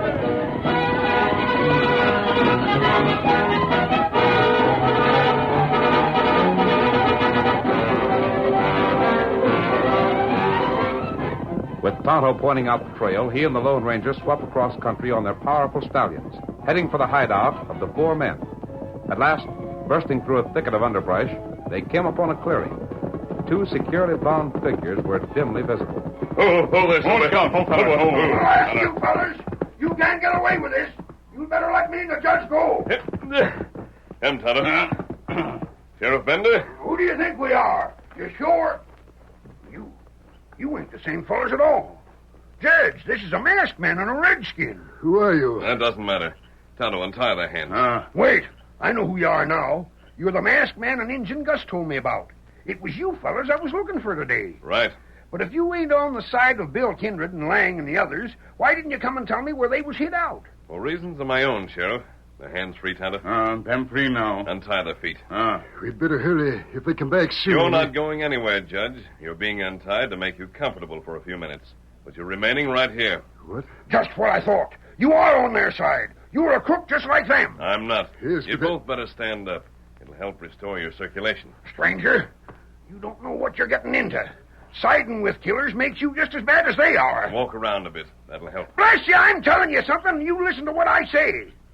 Everybody concerned in this will pay for it just as sure as shooting. And that means you and the Injun, too. Not so fast, Now, Sheriff. don't try You've to... decided that Tonto and I are helping the men who captured you.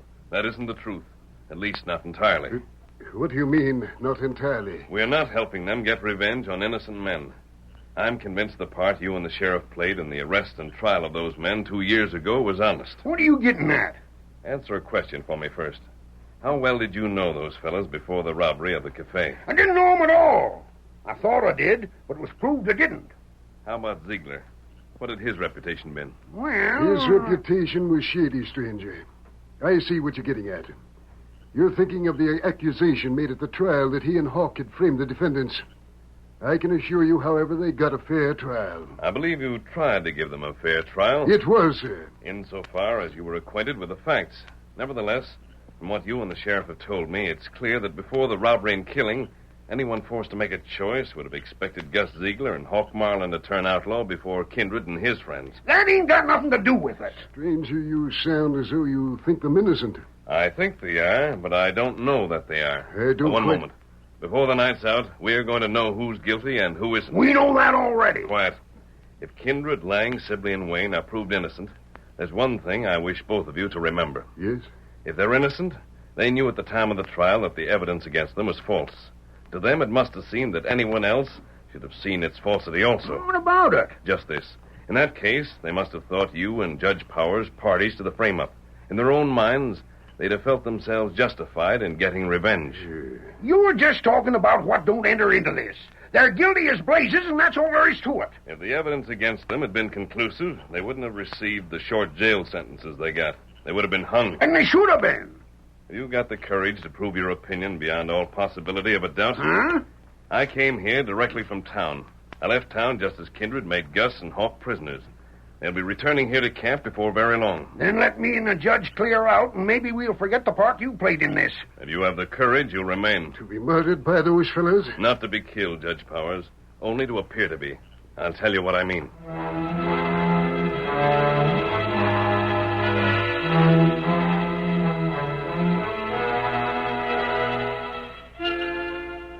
Ziegler and Hawk had been forced to accompany their captors by a roundabout way out of town, then in the direction of the hideout. As they neared the camp, none of the party suspected that the Lone Ranger and Tonto had not only preceded them there, but were waiting for them. What are you fellas figuring on doing with us anyhow? Don't ask so doggone many questions. You'll be finding out soon enough. Plenty soon. You're going to drill us. I know blame well you are. Any good reason why we shouldn't? Didn't you and that no-good boss of yours here try to get us hung? Gus, you got to make him let us go. You got to do something. You think I like this any better than you do, Hawk? But you got cash. You could buy us off. I don't want to die. Quit your doggone whip. Both of you shut up. Come on, cut to the right here. We're almost to camp. Come on, boy. Get along there. Watch out for the slope. Whereabouts you got the judge and the sheriff? In camp and hog tied. And waiting for you to join them. There's our camp, that clearing ahead. Look, fellas, I tell you that I'm Gus, not you gonna... run off at the mouth too much. You ain't talking your way out of this. So shut up before we gag you. And here we are. Rein up. Climb down. All right. That goes for you too, Hawk. Leave that saddle. Whose horse was that I just heard? Mine. What in blazes? It's a masked man. I've been waiting for you. Where'd you come from? How'd you get here? Mister, throw up your hands or Or what? Say, draw. Now then, If you're looking for trouble, slap leather. If you're not, keep your hands clear of your holsters. Mister, what's your game? I'll bet he's let the judge and the sheriff loose. I haven't. You look across the clearing, you'll see them just as you left them. Still tied. Then what are you up... see I'm masked. Yeah, and you're the same masked fella that butted in our affairs once before. We'll not discuss that. But I want The fact remains that I've been here for almost 30 minutes, and yet Judge Powers and Sheriff Bender are still here in your camp. Still your prisoners. You mean you could have let him go but didn't choose to? Right. Why? Perhaps because of my mask. I don't savvy. Might be that I have as much reason for wanting them punished as you. I get it. They done something to you, too. Not letting them loose was your way of getting even. Perhaps. Does that mean you want to throw in with us? We'll talk about that later. In the meantime, what do you plan to do? What can we do? You got the drop on us. I'll prove I'm your friend. I'll holster my guns. Ah. Stranger, I can't make you out. First, you take Gus away from us when we as good as had him last night. That made it look as though you and your redskin pard was siding him. But now you've switched around again. What I aim to know is what for. I know more about the situation now than I did then. Go ahead. You're in control here now. You have the 4 men you wish to capture. Finish your plans. Gus. Bill, you gotta listen Keep your to me trap now. closed and walk ahead of me. You too, Hawk. Walk over where the judge and sheriff are. Come along, stranger. You said for us to finish our business with these gents. Well, that's just what we're going to do. Well, Gus, I see you're in the same fix that got me and the judge here. If you'd knowed your business, it'd have been them was caught instead of us. Well, you can't always figure to come out on top, you know. I don't suppose there's any use our asking again for our lives. There ain't. Judge, listen to me. Well, 2 years ago, me and Pete and Todd and Judd here stood in your court on trial for murder. and we're found guilty. I could have pronounced sentence of death. The same sentence it's obvious you've already decided upon for us. But I didn't. I gave you the shortest jail terms in my power. Short? 10 years? You only served 2. Because we had friends that got the governor to pardon us. But if you think even 2 years behind bars is a short time to serve for something you didn't do, then you ain't only crooked, you're loco. Crooked? Anybody would have had to be crooked that couldn't see we was framed. Framed? Catch a crook, and the first thing he hollers is that somebody else done it. If the law listened to every crook that claimed to be innocent, we wouldn't need jails. They'd all go free. Yeah? Well, me and my friends here had a long time to think over what we was going to do when we got out. 2 years ago, you had us where you wanted us. This time, it's the other way around. So we see. And before we finish it, we hanker after just one thing. What? To hear you admit we was framed. What good would that do you, even if it was true? We just want the satisfaction of hearing you admit what dirty, lying coyotes you are. Then you're looking for a satisfaction you ain't likely to get. Just start talking. Admit you had Hawk break into your own cafe that night. Admit it was him killed that swamper on your orders. It's a lie. You can't make either one of us admit any such thing. Maybe we should work you over some. Let me have him, Bill. I'll make him talk. You hear that, Gus? My paws here would plumb enjoy having a chance at you. Which is it gonna be? Are you gonna talk willing, or do we have to use a little persuasion first? You're just trying to trick us. You figure we'll confess to what we never done in order to save our lives. Then you can make the sheriff arrest us. You're wrong, Hawk. You're going to confess, but confessing ain't going to save your life. You ain't going free again on any account. Judge, sheriff, tell them what'll happen to them if they drill us. Show them they can't get away with it. We ain't worrying about what'll happen afterwards. Whatever it is, seeing you polecats paid off will be worth it. We can't... Watch out. Judge, run for us! They worked free from their ropes. After them. They're heading for the brush. Stand aside. I'll take care of them. You hit the judge. And you got the sheriff, too. Good enough for him. Stranger, that was real shooting. Tonto, take a look at them. You're the worst killer of the lot. Yes? You never even give him a chance. Maybe not. Now you see, we mean business. You heard these men ask for a confession. Start talking. Well, Right. Well? I'm gone. Done for, huh? All right, Hawk. Stranger, give me a chance. Don't do to me like you done to them. Give me a fighting chance for it, and I'll do all the talking you want. Blast you, Hawk, shut up. What's the use of keeping shut now? These fellas know it was you and me that planned that hold-up. The only fellas didn't know it was the judge and the sheriff. And now, don't matter what's said. They can't hear us. You mean the judge and Sheriff Bender weren't in on it with you? Of course they weren't. And I was in it only 'cause Gus made me.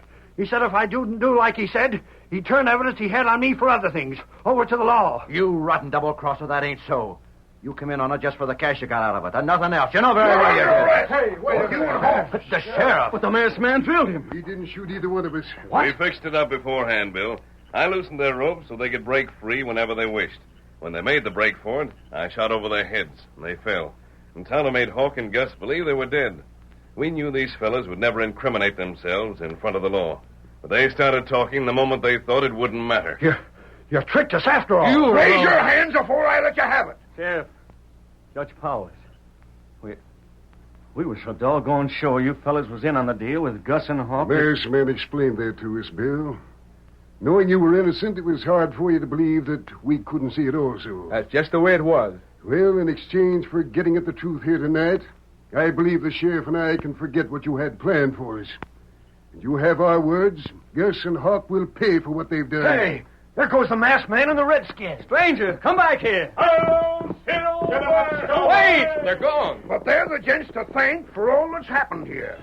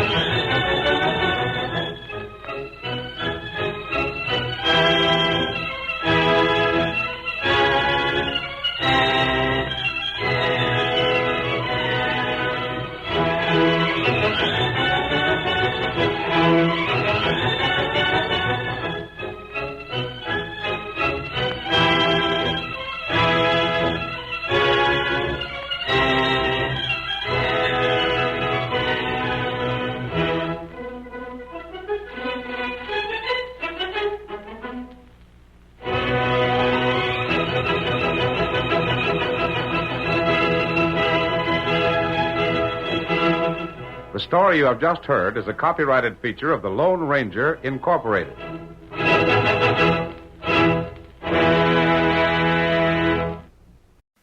Hunt the biggest of all game with the Green Hornet and Cato coming up next. The Green Hornet.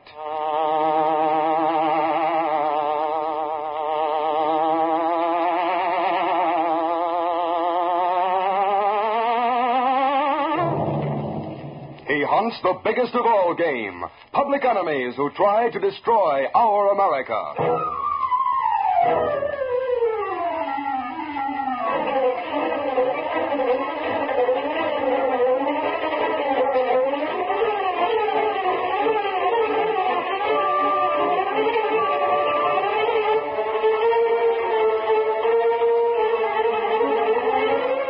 With his faithful valet Cato, Britt Reed, daring young publisher, matches wits with the underworld, risking his life that criminals and racketeers within the law may feel its weight by the sting of the Green Hornet.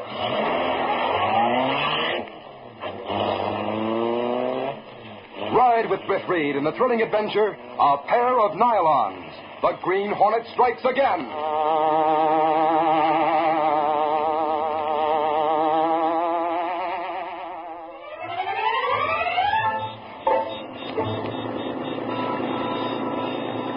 Michael Axford, reporter on the Daily Sentinel, sat stiffly behind the wheel of his old car as he drove along through the heavy downtown traffic on his way to the Sentinel building, when suddenly... Super and Snake. Something must have happened. Look at that crowd. I'd get out and see what it's all about. All right, ladies. How about the first there? Come on now. That means over here. You're blocking traffic. Hey, officer. What happened here? Hey, big boy, stop your shoving, will you? Lady, I'm not shoving. And I have as much right here as you. Hey, girls, look who's in the line. What a sight he'll be in a pair of nylons. Holy crows, that's what it's all about? What do you think it was, expert?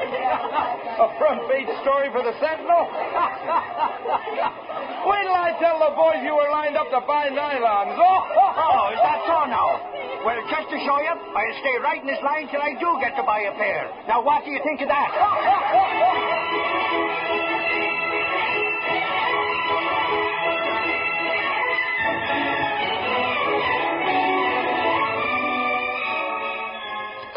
Good morning, Casey. Expert, I'm going to lock you out of this office if you can't learn not to slam that door. Lock me out, you say? Aha, Casey, you better think twice about that. Look, got a present for you. A present for me? Yep. Here, take the bag and open it. Hey, I don't get this. This is some kind of a joke. And if it is, Mike Expert, so help me out.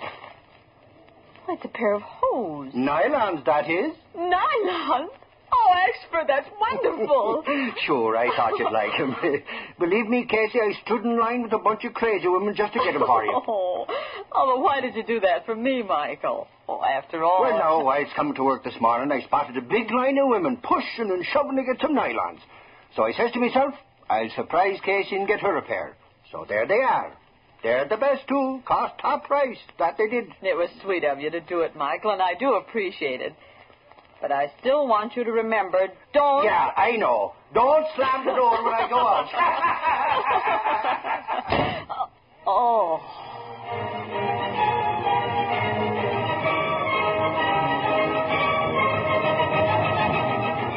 The following afternoon, Lenore Case was in the office of Britt Reed, young publisher of the Daily Sentinel, taking dictation. Furthermore, it has always been the policy of the Daily Sentinel to... Hi, Reed. Hi, Casey. Oh, what's the use? I tell him time and time again not to burst in here when we're busy. It's all right, Miss Case. Forget it. Say no, Casey. Ain't you wearing them nylon stockings I got you? Those you have on look kind of wrinkled. Well, to tell the truth, Expert, I am wearing the hose you gave me. Well, they're definitely not nylons. Not nylons, you say? That's right. I washed them out last night before wearing them, and this is the result.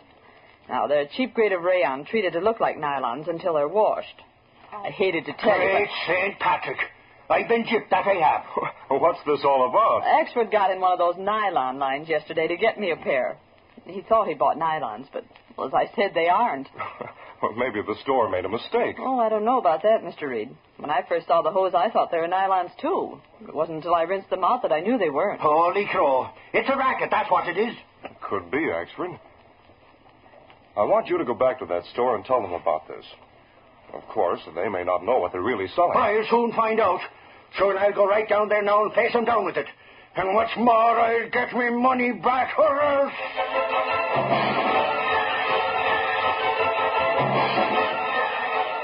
An hour later, Mike Axford hurried into the city room at the Sentinel, where Britt Reed was conferring with Gunnigan, the city editor. Reed, I've been to your office looking for you. What's up, Axford? Well, from the look on his face, I'd say he'd lost a good story to the Clarion. Oh, is that so now? Well, for your information, I'll have you know I did lose $1.85. Now you won't eat for a week, I guess. Take the money I mind. It's the way I lost it, the Rilesby, Gunnigan. Are you still talking about those hose you bought for Miss Case? That I am, Reed. I got took in by a racket, just like I said. Well, what did you find out at the store? That's just it. It was just a hole in the wall place. And when I went back there a while ago, it was locked up. Nothing inside but a few empty glass cases. That will teach you to deal in the regular stores, Axford. You can be sure they're reliable. Well, that guy'll go in anywhere to get a bargain. Then he yells every time he gets stung. Listen here, you. I don't have to take that from him. Skip it. I was just thinking. The people selling those hose yesterday must have taken that small place just for the day, to take advantage of the great demand for nylons. Reed, I'm going out every day and hop into every lineup for nylons that I come across. And when I meet up with the little pin-headed guy that told me them phonies, I'll have him run into cops' headquarters quick as a wink, that I will. The point-sized little shrimp. Say, maybe you'll get a good story on the racket at that, Mike. Go ahead, see if you can run him down. Go to it, Axford, and good luck.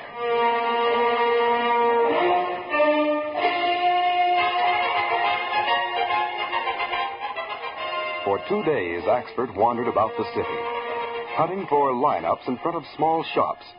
He found several and pushed inside to get a look at the salespeople, but each time he was disappointed.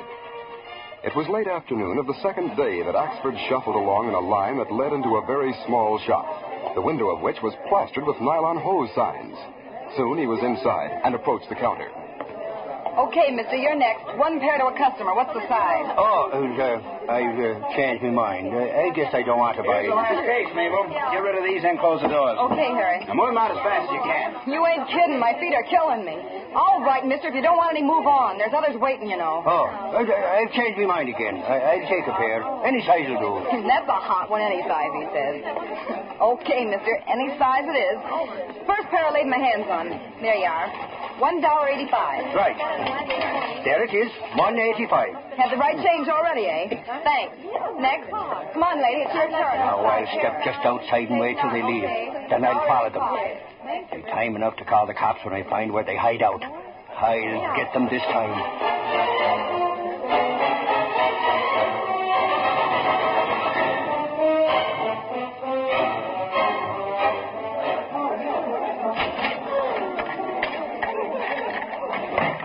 Here's your change, lady. Thank you. Well, Harry, that's the last one. Good. Sorry, everybody. That's all we have. Outside, everybody. Sorry, we don't have any more. We can't sell them to you. You'll have to go now. We're closing up. I'm sorry. That's all. Hurry up, Harry. Let's get out of here. Yeah, get the door out of the register and... Come here, Mabel. What's the matter? Look. Out there, that fat, dopey-looking guy. Yeah, he's dopey, all right. He's the guy bought a pair and said any size would do. So that's the guy, huh? I don't like the way he's hanging around outside. Looks like a flatfoot to me. Gee, Harry, do you think he's wise? Must be, or he wouldn't have bought the hose the way he did and hang around. Hey, I just remembered, Harry. What? Well, first he said he didn't want any. Then when you came back with that last box, he stared at you funny-like and said he would take a pair. Besides, he had the right change in his hand, $1.85. Yeah, he's got a line on us all right. Harry, what are we going to do? Take it easy, kid. We'll have to work fast, but I have a plan. What is it? You slip out the back. Get the car and bring it to the curb out front, see? I'll go out the front way here. Then what? You leave the rest to me, Mabel. I'll take care of the nosy flatfoot, but good.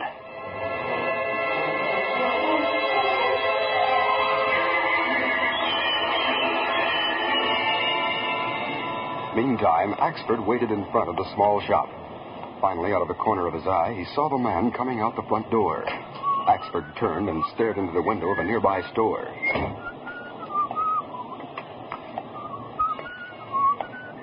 You're off key, buddy. More ways than one. It's a loaded gun you feel in your back. So keep quiet. Holy crow. Why do you have You're to... smart, don't you? Well, I'm out of your game, see? You're going to come along with us right now. Oh, no, I'm not. I'll have you. Careful, Flatfoot. Hey, you knocked me hat off. Let me get my hat. There's your hat. And if this gun goes off, it'll kick a bigger hole through you than I did through that derby. Here now, let's talk this over, me good man. After all, Get going. Toward that car at the curb. Okay. But you won't get away with this, you half-pint crook. Get in. You're sitting in the middle. This gun will be right in your side. Come on, fat boy. Snuggle up and enjoy the ride. Fresh games get my goat. You're wonderful. Shut up, you. Okay, Mabel, get going. And fast.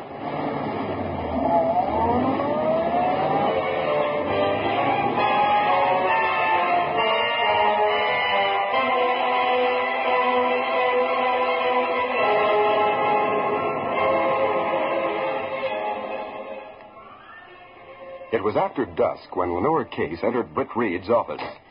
Yes, Miss Case? Well, Mr. Reed, Gunnigan's raving because Axford hasn't come back or phoned in. He was supposed to be back to take that political assignment, you know. Well, Axford knew about that. He usually comes back when he knows he has an assignment. Well, Lowry came in, so Gunnigan sent him out in Axford's place. Well, good. Lowry will handle it all right. Strange, though, Axford didn't call in. Well, I think so, too. Of course, he may have been delayed. I'll get it, Mr. Reed. Mr. Reed's office? Oh, is that you, Miss Case? Yes, it is. This is Berg at headquarters. Is Axford there? Axford? No, he isn't, Sergeant Berg. In fact, we were just talking... I asked. One of our men picked up something belonging to Axford over on 10th Street. Just a minute, Sergeant. I'll let you talk to Mr. Reed. Sergeant Burke said that one of the policemen found something belonging to Axford over on 10th Street. I see. I'll talk to him. Hello, Sergeant Burke. What was it one of your men found? Hello, Mr. Reed. I called to say one of our men picked up Mike Axford's derby. He has his press card inside the hat band, you know. Axford's hat? Well, that's strange. Yeah. It had a hole in it like he'd been socked over the head or something. And lying beside it was a small paper bag containing a pair of women's stockings. Where were they found? In front of a hole in the wall joint on 10th, just off Water Street. You think anything could have happened to Axford? Well, yes, I do. He was trying to run down a nylon hose racket. He must have caught up with him. Great day. I'll go right down and look that place over. Axford spoke of a small, undersized man with an oddly shaped head. Pinhead is the word he used. Have your men look for a man of that description. Also, put out a description of Axford and make an extensive search. Sure, Mr. Reed. And we'll be on the lookout for that undersized guy. Good. I feel that unless we find Axford soon, Sergeant, he may not be found alive.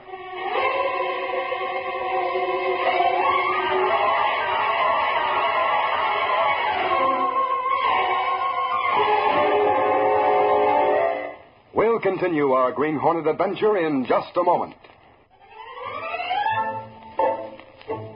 Britt Reed was visibly shaken as he put down the phone after talking to Sergeant Burke. For a moment, he sat staring at his desk. Then a lower case broke the tense silence. Mr. Reed, do you really feel that way about Axford? What do you mean? You just told Sergeant Burke that you felt Axford must be found soon. If he's to be found alive. I'm afraid Axford's in great danger, Miss Case. If he's in the hands of crooks running that nylon hose racket. Sergeant Burke says the police found Axford's derby lying beside a package containing a pair of hose.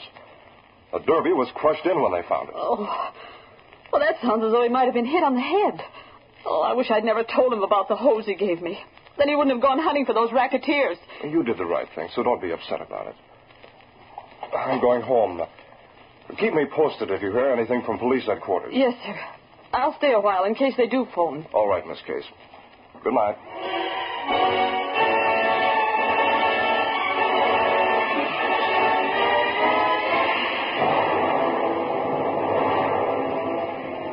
Britt Reed went to his apartment where Cato, his faithful Filipino valet, and the only person knowing his identity as the Green Hornet, was waiting. The two men discussed Axford's disappearance. Will you go to a place on 10th Street to look for clue, Mr. Britt? No, Cato. The police are working on the case. They'll find any clue that they might have left. I told Burke how Axford described the man they're hunting for. They may turn up something. Well, what we do? We'll wait till I get some word from headquarters. If they fail in the search, then the Green Hornet will have something to think. I hope we hear from the police soon.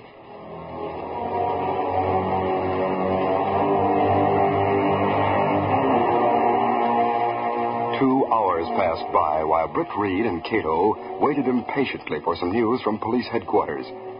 Finally, the phone rang. Hello? Mr. Reed, this is Sergeant Burke. What have you found out? Plenty.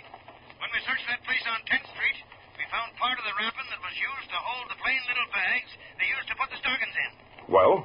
By means of that piece of wrapping, we traced the place where them bags came from. A wholesale paper house on Water Street. Good work.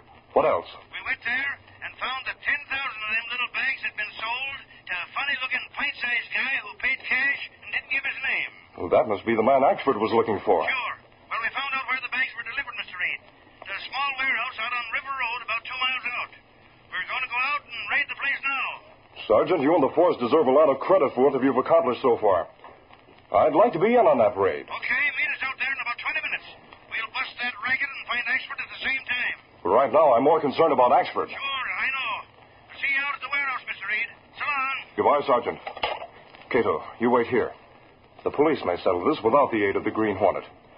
But if they don't, I may have to call you to meet me with the Black Beauty. Oh, yes, sir. I'll be here, ready. Where you go now? To be on hand when the police raid a certain warehouse on River Road. And I sincerely hope they find Axford safe and sound.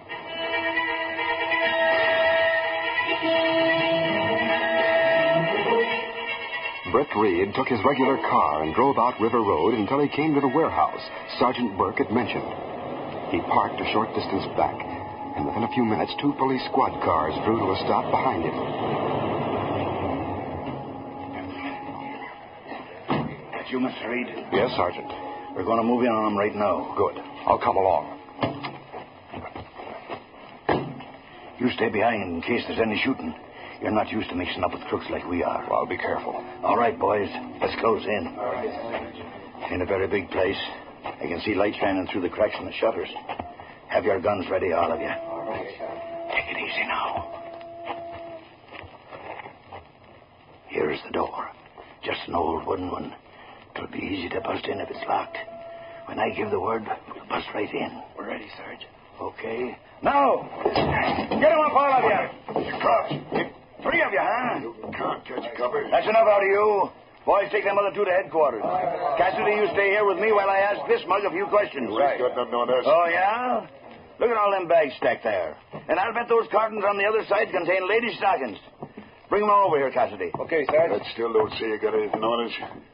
Here's one of the cartons. See what's in it. Yeah. Yeah. Stockings, just like you said. Sure. Phony nylons are, at least my guess. We'll test them at headquarters. So what? Maybe they are phony. But that don't... Shut up, you. Where's that half-pint guy who runs this racket? Never heard of him. I just work here, and the other 2 are new helpers, see? So you can't get any information. Look, you, I got plenty to ask you, and I'm staying right here to get the answers. Well, Sergeant Burke. Oh, Mr. Reed. Well, we got the 3 that were here, but it's easy to see the one we want ain't around. Well, I know. I think I'll go on back to town now. I'll meet you at headquarters later. Have to give the news to the paper. Sure, okay, Mr. Reed. I'll do a little drilling on this bug, then we'll take him to headquarters. See you later. Yes, Sergeant. I'll see you later.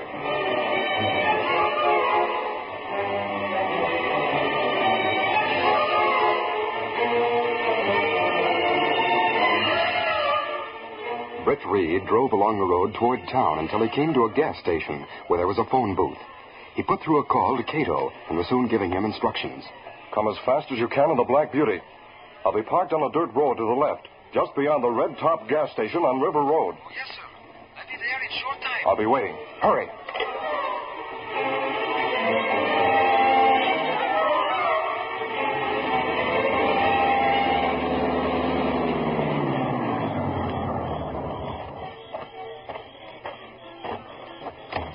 You made good time, Cato. Where your car, Mr. Britt? I headed back along this dirt road. While you drive me out to the old warehouse on River Road, I'll put on the Hornet disguise. Get going. We haven't much time.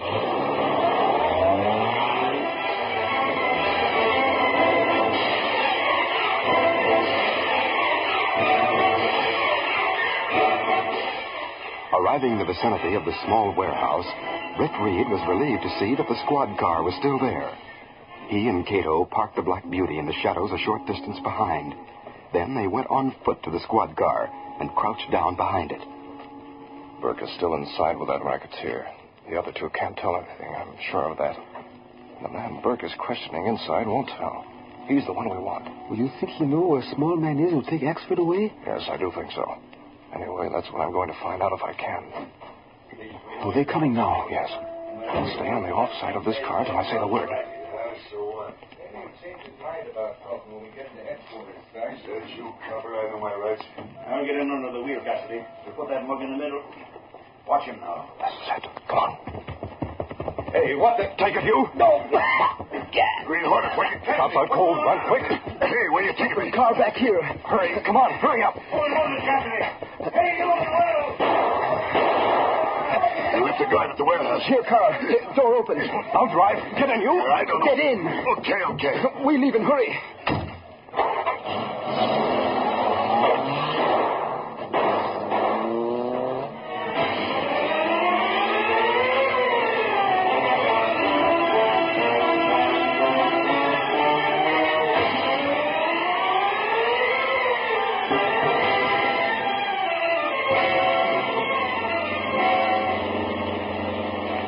Maybe you'll tell me why you stuck your neck out to help me get away from the cops. Maybe we both work for the same little boss. Yeah. And maybe I had a date to meet him at the warehouse in about half hour from now. Yeah, maybe so. How come you got there when you did, then? Maybe I dropped past early, just to make sure it would be safe later. Oh, so that was it, huh? Hey, the boss is going there in a half an hour to run into the cops. That's right. Why don't you phone him and tip him off? Well, he's got a phone at the place, all right, but he don't trust anyone with a number. You know where the place is? Sure, but... Then don't be a fool. Tell me where to go, and I'll take you there to warn him. You mean you don't know where he hides Johnny? Look, I'm the Green Hornet. When we had business to discuss, the little boss always came to one of my hideouts. I've never been interested enough to care where he hid out. Well, I ain't so sure. If police catch him, it's too bad. Right. That little guy has some big plans for better rackets. But if he's caught, he might squeal about a killing or two. Say, better show you where to go. Better warn the boss. Keep going straight ahead out the river road. I'll show you where to turn off. Spike, now you're talking sense. We'll have you there and nothing flat.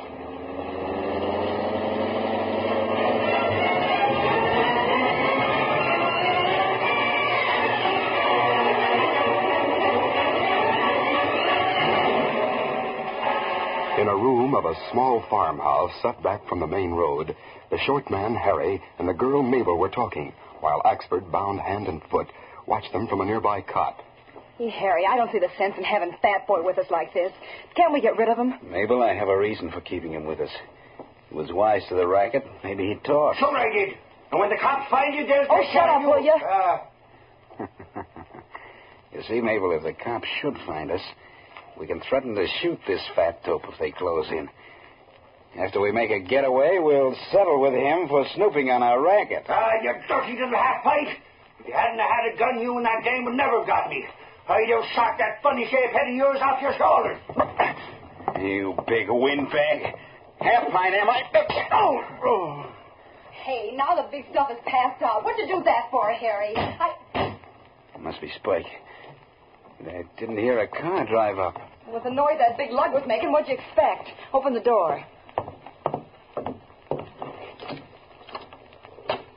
Hi, Harry. I come to... Get inside. Hey, what the? Take some of this, Spike. A double crosser. Yes.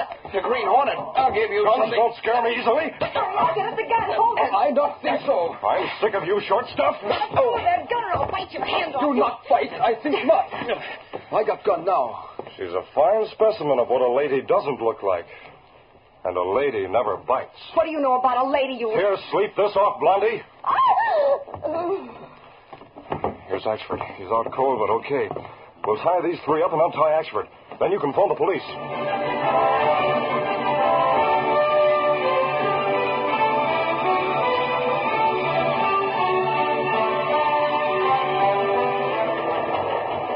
Later that night at police headquarters... And then, believe it or not, I got real sorry. Busted the cards that bound me and wiped up the floor with the big guy in half-pint. And the girl fainted from fright. Is that so, Mike? Funny you waited all that time to get real sore, huh, Mr. Reed? It's amazing to me how he did it. Amazing is right. Especially since he forgets we found the Hornet seals on the foreheads of both them racketeers. Oh, them? That's funny now. I just can't for the life of me figure out how those seals got there.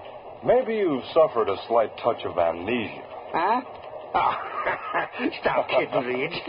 The truth is I've suffered because of a pair of nylons. Now, ain't that something?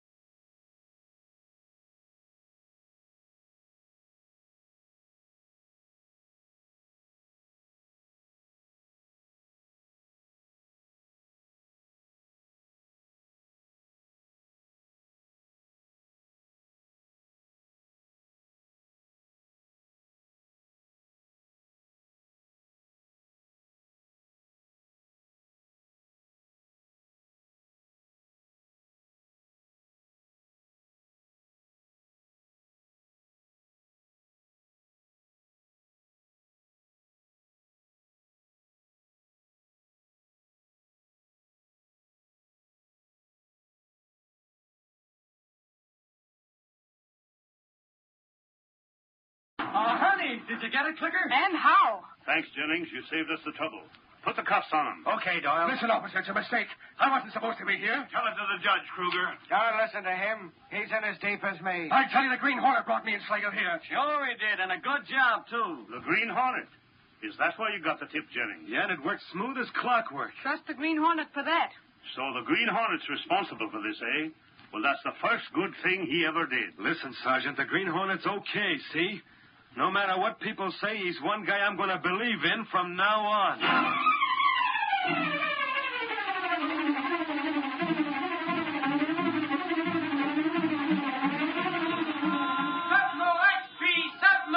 Hornet smashes gasoline racket.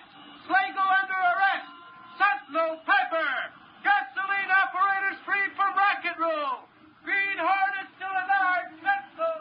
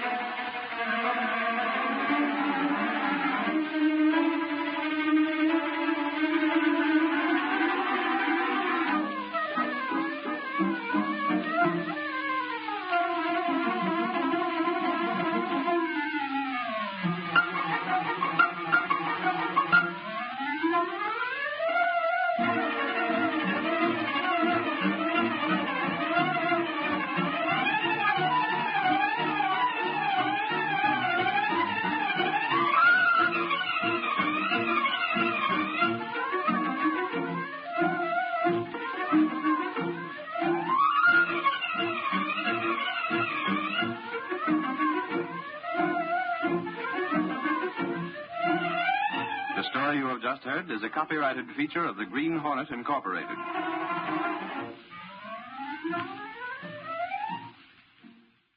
Crime doesn't stand a chance against Dick Tracy. Up next.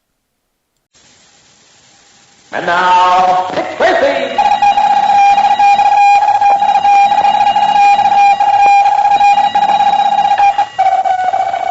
This is Dick Tracy on the case of the Honorable Mr. Malice. Stand by for action. Let's go, men.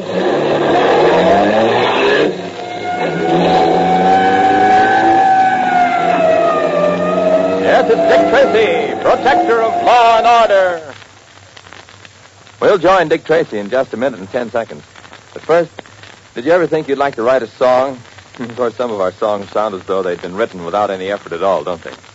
Believe me, that's far from true. Take, for instance, George Gershwin, who wrote many of our best. Like most men who have made a success of their lives, he had his years of struggle for recognition. For Gershwin was born of a poor family on New York's East Side. You know, it's rather funny the way he got started in music. When he was a small boy, he had looked forward to being a painter. But his mother learned one day that her sister-in-law had bought a piano, and of course, not to be outdone, she went out and bought a second-hand upright herself, paying for it on the installment plan. With the piano in the house, George found that he couldn't stay away from it. He learned to play. Quite a number of years, he played piano for a living, earning practically nothing until Al Jolson took over and popularized George Gershwin's song, Swanee. His music was good, it's true. But George Gershwin had to know what he wanted, and he had to stay with it through the rough times to win out. There's a good lesson there for all of us. And now, Dick Tracy. Dick Tracy and Pat Patton have been assigned to break up a most vicious crime. Someone has been derailing and wrecking trains carrying relief supplies to starving countries abroad. The man responsible for this is Benton Malice, an embittered ex-congressman with an abiding hatred for everything in the world he does not understand or believe in. Well, fortunately, his latest attempted wreck has failed. Due to Dick Tracy's warning, the engineer slowed his train in time to prevent serious damage.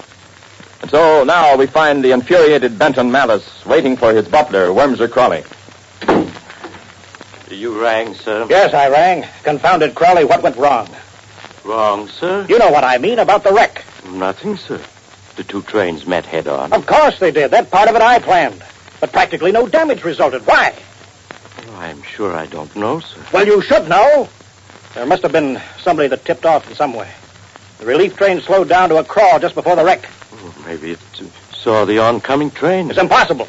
It's approaching around a blind curve. Well, then it's possible, sir, that they figured out a way to detect the presence of trouble. Crowley, are you trying to suggest that any of those swine are smarter than I am? No, sir. If they're on the other side of the political fence from me, they must be stupid. Yes, sir. The mere fact that they're trying to feed impoverished countries shows that they lack intelligence. Yes, sir. There must be some other reason for last night's failure.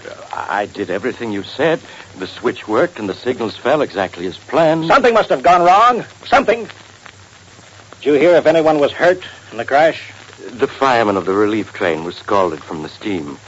But I understand that he's going to be all right, sir. That's the only thing that bothers me about this whole thing. Injuring good Americans. What's his name, Crowley? Skladany, sir. Oh, a recent American. That's all right. I'd hate to injure a real American. Yes, sir. Come out on the parapet, Crowley. Look down at the valley. I want you to see the exact spot where the wreck took place. Yes, sir. Maybe you can figure out what went wrong. After all, you had the advantage of seeing the wreck up close. If you also see it from a distance, you can get a perspective that I couldn't possibly have. Yes, sir.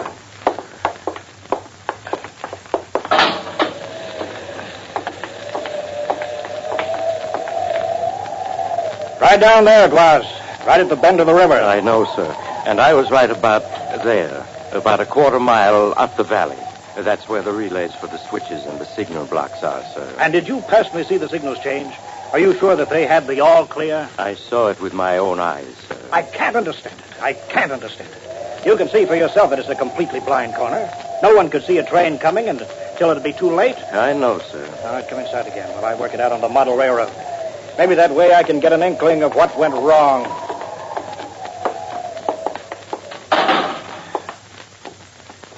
Now, this is the relief train. I've constructed the tracks to exactly duplicate the curve at Smoky Bluffs. Yes, sir. Here's the main line switch. Here's the block signal. Coming up this way is the string of empties. Everything's quite complete, sir. All right, now you operate the relief train. I'll handle the string of empties headed north. I'll do that, sir. As soon as your train has a clear view around the bend, stop it as quickly as you can. I understand, sir. All right, then let's go.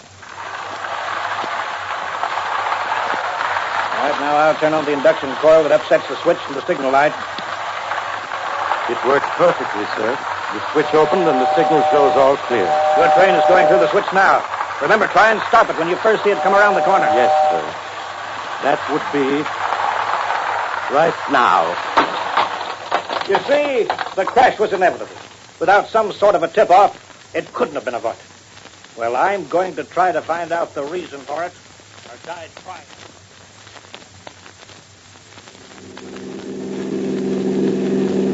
Well, we didn't get any more dope today on why the trains crashed than we did last night.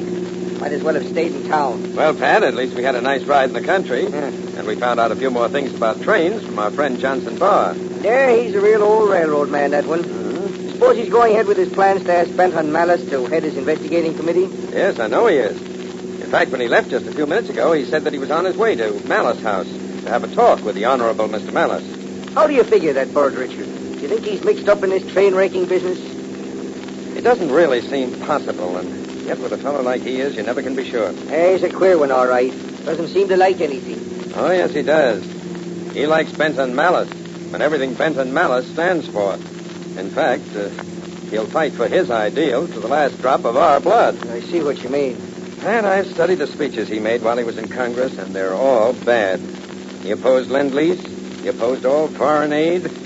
He made an impassioned speech against organizing the United Nations. Well, he wanted to drop atomic bombs on every country that wouldn't immediately roll over and do everything exactly the way he wanted it done.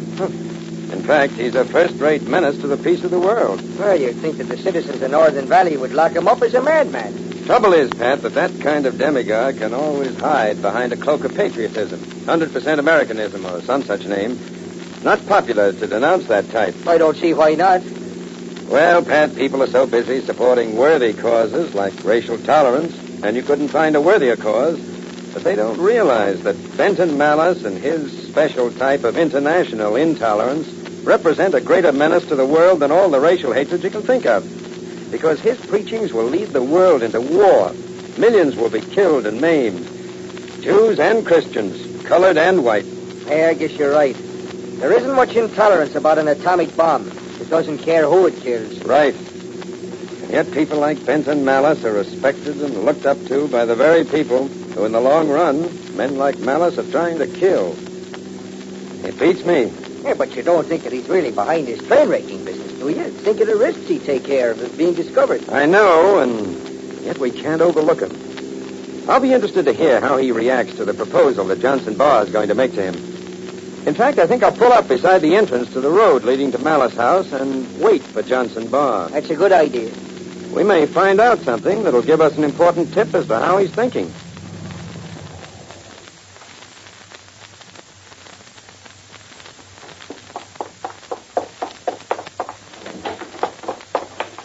Stephen, is that you? Yes, Uncle Benton. I wish I could teach you to treat this house with respect. You slam around the place as though you owned it. I'm sorry, sir. Try to remember next time. Yes. So how are things in school today, my boy? Well, of course, everyone was talking about the wreck last night. Gosh, it was sure lucky that there was so little damage. Fortunate indeed. Do they have any idea who's behind it all? Well, they think it's some local person, but I don't see how it could be. No? It just couldn't be any of the local people. They're all too nice. I wish I could share your opinions of my neighbors. Are the good burghers of Northern Valley going to do anything to find out who the culprit is? Well, they sure are. I heard some of them say that it'd be a good idea to organize a citizens' committee to keep a watch on the tracks. I see. Did you hear who was to be on the committee?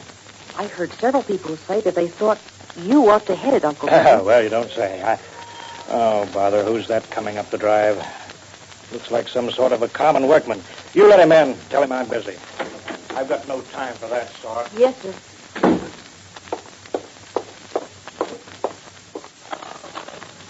Hello. Won't you come in? Thanks, Sonny. Is Mr. Malice at home? He's kind of busy. Who's calling? Johnson Barr. I'm the engineer of one of the trains that was wrecked last night. You are? Oh, gosh. Well, I see you're a railroad enthusiast yourself. That's quite a model system you got rigged up. Oh, that's Uncle Benton. He built it all. He did, huh? Well, if he's that much of a railroader at heart, I'm sure he'll take our offer. We want him to be head of our committee to see about stopping these wrecks. Is that what you're here for? Yep.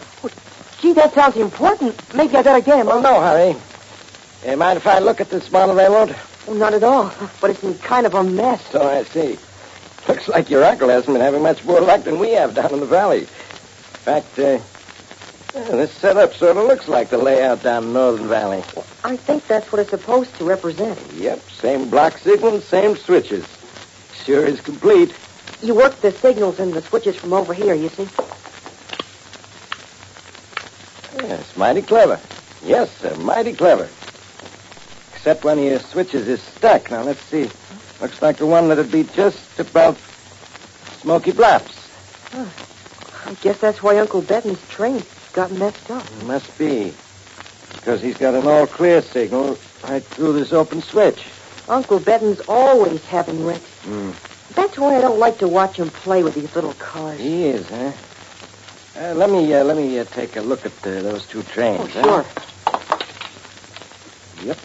Hudson-type locomotive, same number of cars. And the train heading north is made up of a string of empty flat cars.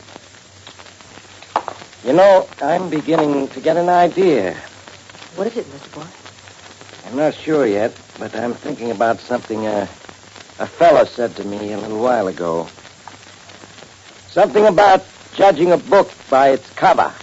In a moment, we'll return to Dick Tracy. But first, you've probably heard us speak many times about our Sunday evening hour show, which features the Detroit Symphony in great hour-long concerts each week over most of these ABC stations. But chances are you know very little about the conductor who directs this fine symphony orchestra. Well, his name is Carl Kruger, Dr. Carl Kruger. He's a man who might have been an economist, a missionary, or a lawyer. Instead, the imprint made upon him as a boy by music settled his career permanently. As American as the soil of Atchison, Kansas, where he was born, Carl Kruger made Europe appreciate what America can produce.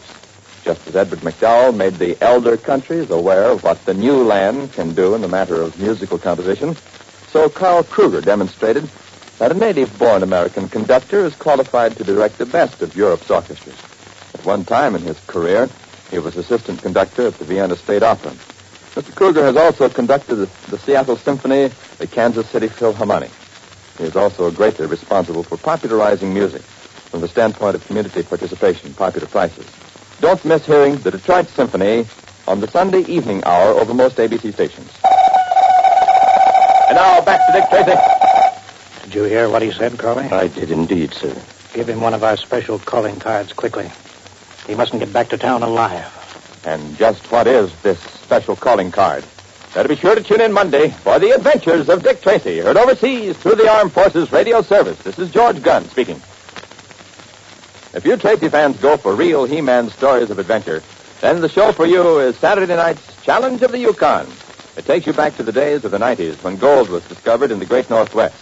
You'll hear of adventurers who bucked the vast Alaskan wilderness to find their prize, while other men waited and killed to gain their fortunes.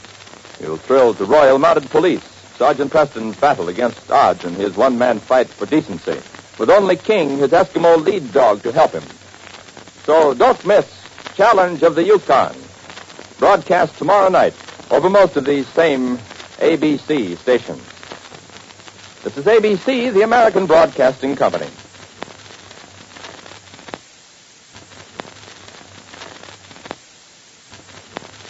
One of old-time radio's longest-running and most popular programs, CBS Mystery Theater, is up next.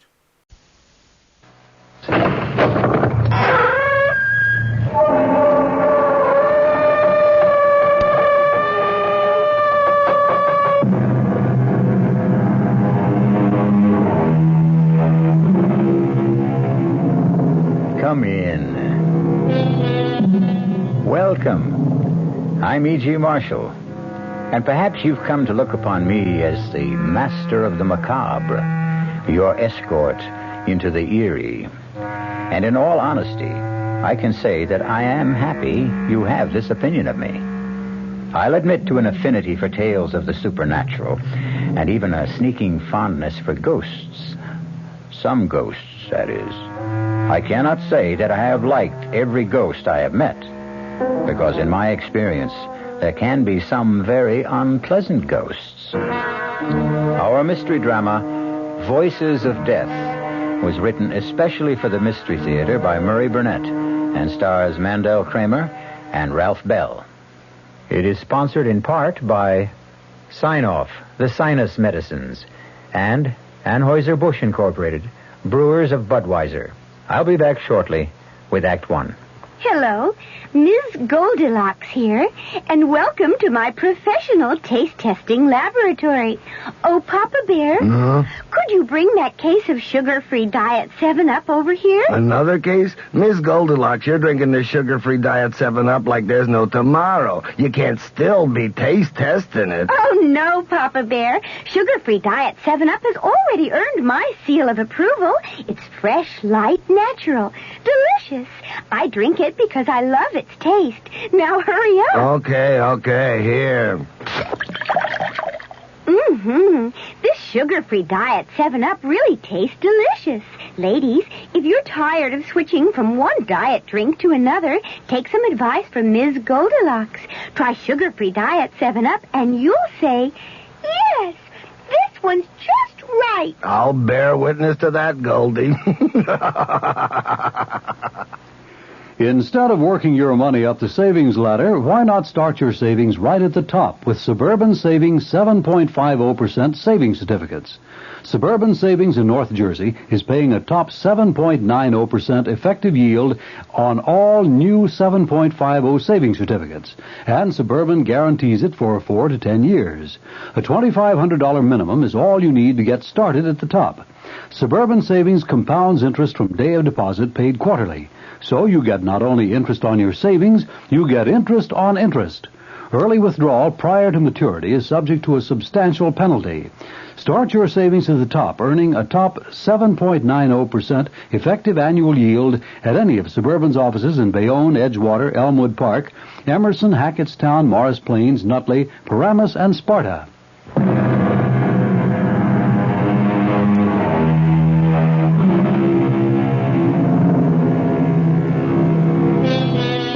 There are many stories about faceless voices that speak to lonely people.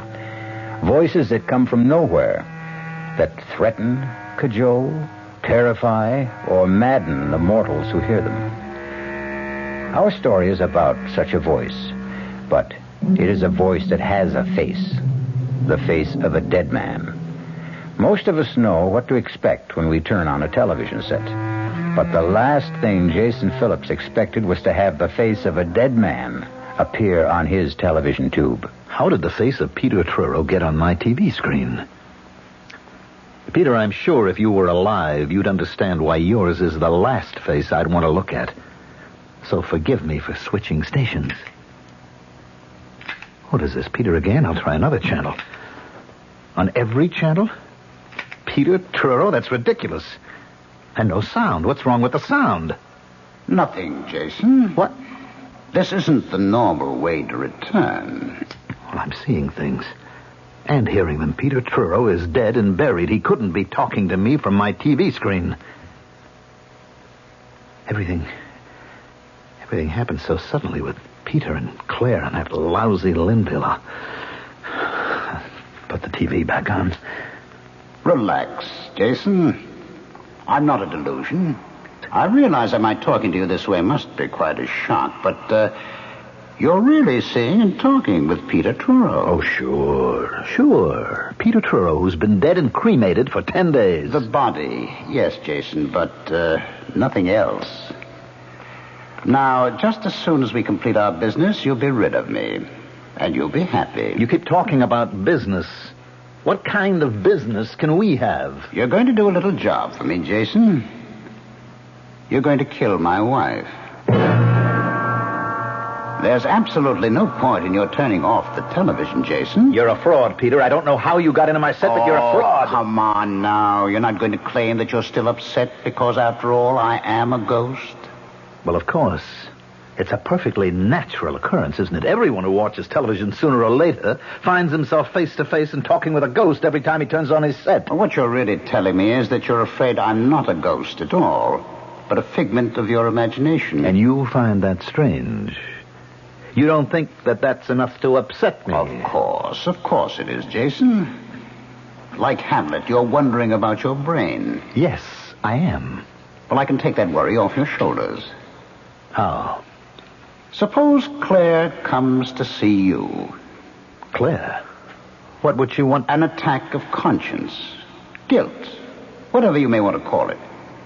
But, Jason, I will make Claire visit you. And then we will talk again.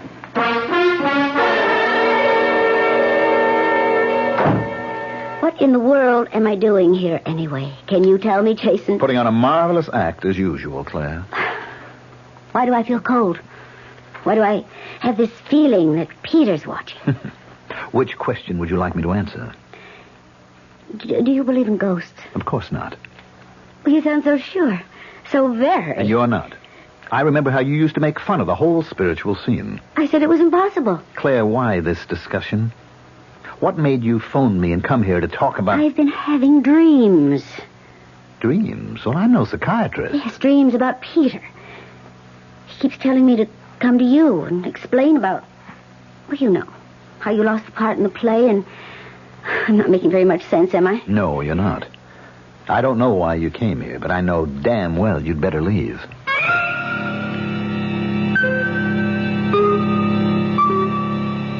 Are you convinced, Jason? Do you believe now that I'm a ghost? Well, you heard Claire. You know I sent her to you. So she says. I don't know whether it was smart to throw her out so abruptly. She may become suspicious. About what? About your wanting to kill her. You're out of your mind. You're crazy. Remember how you felt when Claire told you that she was replacing you in the part that I had picked for you in cries of dissent? Remember how you raised because you knew that Claire was throwing you out, not because of your lack of ability, but because she wanted the part for her lover, Edward Linville. You even threatened to kill her. I don't have to listen to any more of this. Right now, I could cheerfully have murdered you if you'd been alive. Hello. Jason, this is Claire. Darling, I do think you owe me some sort of explanation for almost throwing me out of your place a while ago. Claire, my love, the only thing I owe you is a punch in the mouth, and if you were a man, I'd be happy to give it to you. Are you going to be with us long, Mr. Phillips? Well, that depends. You'll find all sports and great weather at the Clarkstown Inn. You will be in 4:45. If there's anything you want, don't hesitate to ask. Now, before I call Alida, I think I'd better see if Peter is still with me. Here I am, Jason. You didn't think you could run away from me, did you? I wasn't sure, but I was hoping. I'm curious about one thing. Why did you pick this God-forsaken little town as a place of refuge? Because I happen to have been born right here in Clarkstown. Ah. Then this is an attempt to recapture the safety of your childhood. That's very touching, Jason. I've had enough of you tonight, Peter. Time for me to do what I came here for in the first place. Talk to an old friend.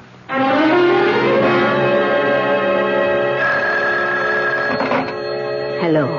Alida, what a delight to hear your voice after all these years. And it is a pleasure to hear yours, Jason. Oh, Alida, you're too much. After all these years, you hear me say your name and immediately you know my voice. It is a distinctive voice, Jason. Are you calling from New York? No, I'm at the inn right here in Clarkstown. Matter of fact, I came here just to see you. How nice. But, Jason, there's been a lot of years since we last spoke. And right now it's almost past my bedtime. How about breakfast with me tomorrow?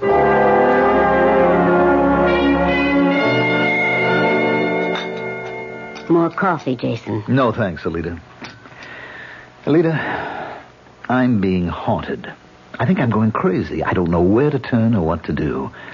That's why I came to see you. Do you think you can help me? If you'll calm down, maybe. Well, you just don't know what it's like. And I can't find out unless you tell me. Do you know this ghost? Of course. It's the famous Broadway producer, Peter Truro. I read about his death. It was only a short time ago. That's right. And he's been after me for the past 2 weeks. How does this haunting manifest itself? Through television. Every time I turn on a TV set, it's Peter's face that appears. I can't get any other programs, just Peter Truro. What does he say to you? Well, that's what's got me scared. He's asking me to kill his wife. It frightened you, Alida. Why? Well, Jason, as I remember you, when you were a boy, you were not particularly psychic or even sympathetic to psychic phenomena. That's right. In order to help you, I must find out why the ghost of Peter Truro chose you as his instrument in the first place. Can you? I can try. But not this morning.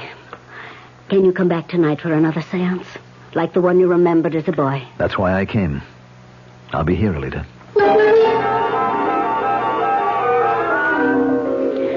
I can't promise anything will come out of this. I can't even promise to make contact. But if I do, you will have to keep absolutely quiet. Understand? Yes, I do. All right. Now, hold my hands. Tighter. Yes, that's it. The light is too bright. It hurts my eyes. I can't see. Better, yes. That's better. Now, I see. I see you quite clearly. Jason, why did you do this? Just when we two were getting along so well, you went and brought this stranger in. Well, Peter, Jason, you must keep quiet. You promised. Let him talk for himself. We have some wonderful chats when we're alone. Jason is a friend of mine. He has asked my help. Why did you choose him to torment? It is I who am in torment. You must know that. It is I who cannot rest until a vow has been kept. What vow? The marriage vow. Has it not been kept?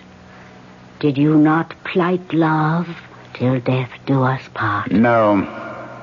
Our vow was to remain faithful and loving forever.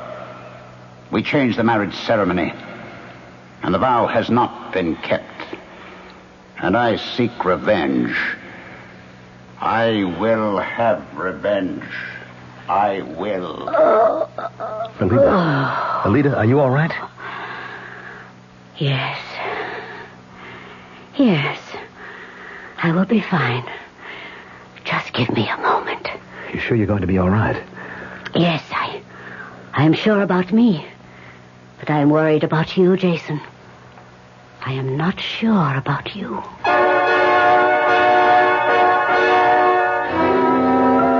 Ghosts are very much like UFOs. People say they don't exist.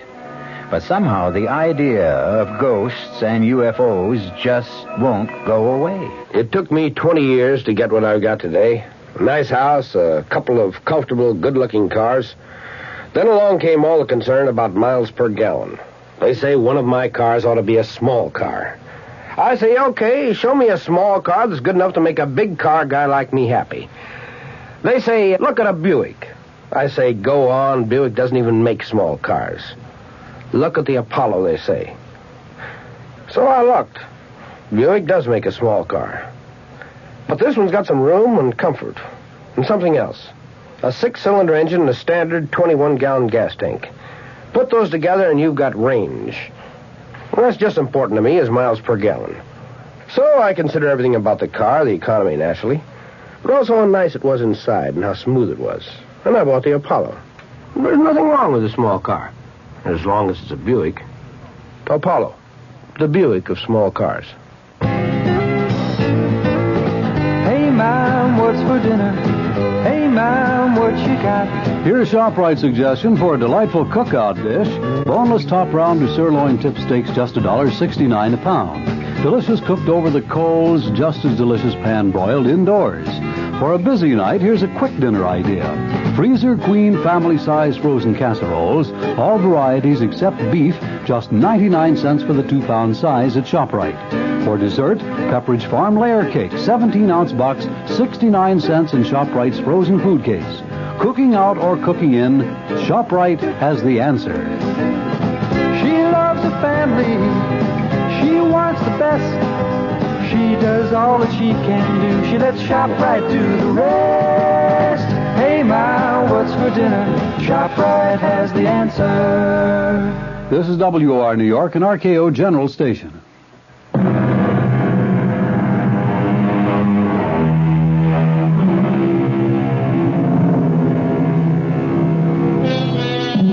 The question of whether ghosts can have anything to do with dreams is one that has occupied the thoughts of psychics since people first began to talk about ghosts.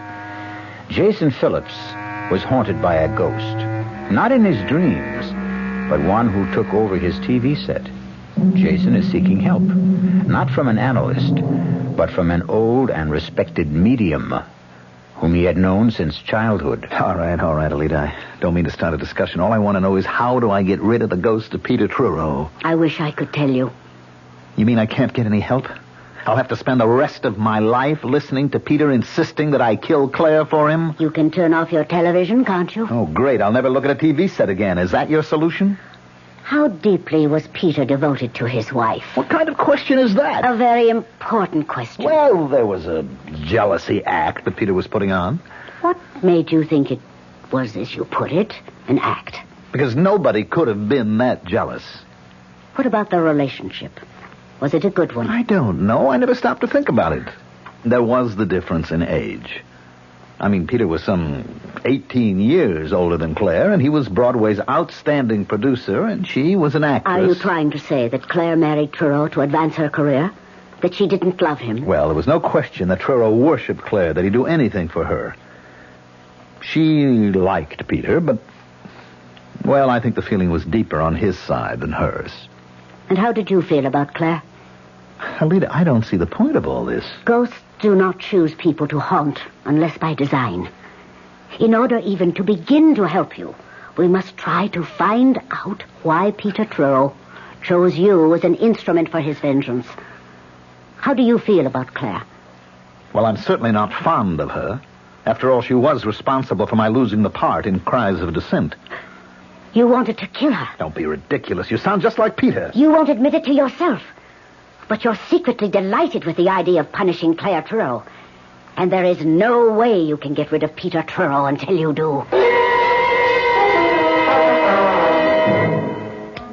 Welcome home, Jason.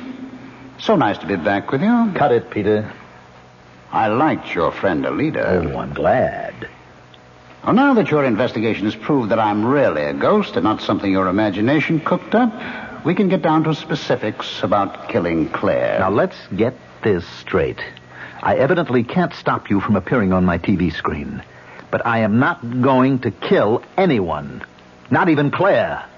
I'll show you how you can get away with it. I'm not interested. What can you lose by sitting down and picking up a piece of paper and a pen?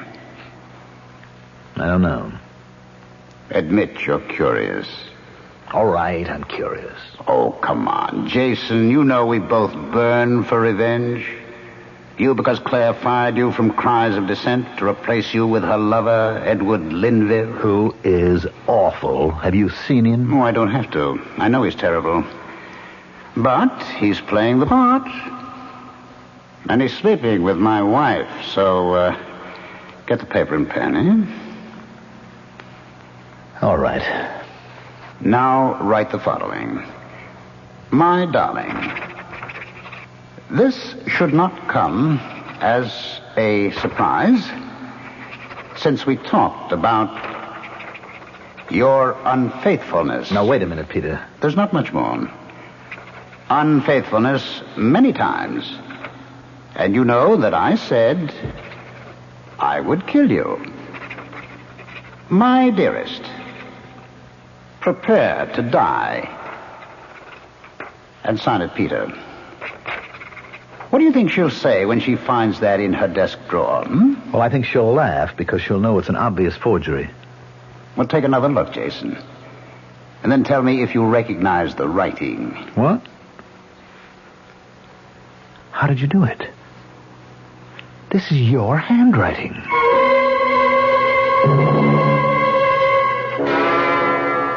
Please, Edward, don't make me look again. Darling, you must. This thing has gone too far for you to give in to it now. Now, please open the drawer. What if I find another of those horrible notes? You won't find any more. I've had the only key to the drawer in my pocket for the past 2 days. Oh, can't we just let it go for now? Open the drawer. Now, here's the key, darling. What was it? Another note. Another one. Well, that's impossible. Let me see. No, don't. It's impossible, you said. Impossible. All right, Edward, read what it says. Read it. And tell me it's impossible. I think we should go to the police. And tell them what? That you're getting notes from a dead man? Well, haven't you been telling me all along that was impossible? Of course I have. Then we can go to the police and tell them that some vicious practical joker's blackmailing me. He hasn't asked for anything. Oh, he's building up to it. I know he's building up to it. Who is he? That's the big question. Who is doing this and how? I'll swear that the notes are in Peter's handwriting, and any handwriting expert will swear to the same thing. Then maybe we should ask the police to begin looking for a master forger? I thought you said we shouldn't go to the police. Well, I have an idea. Now, it may be crazy, and well, I don't know whether or not it'll help, but it's an idea. I'll do anything to stop this nonsense. Well, maybe we should find a spiritualist and have a consultation. Who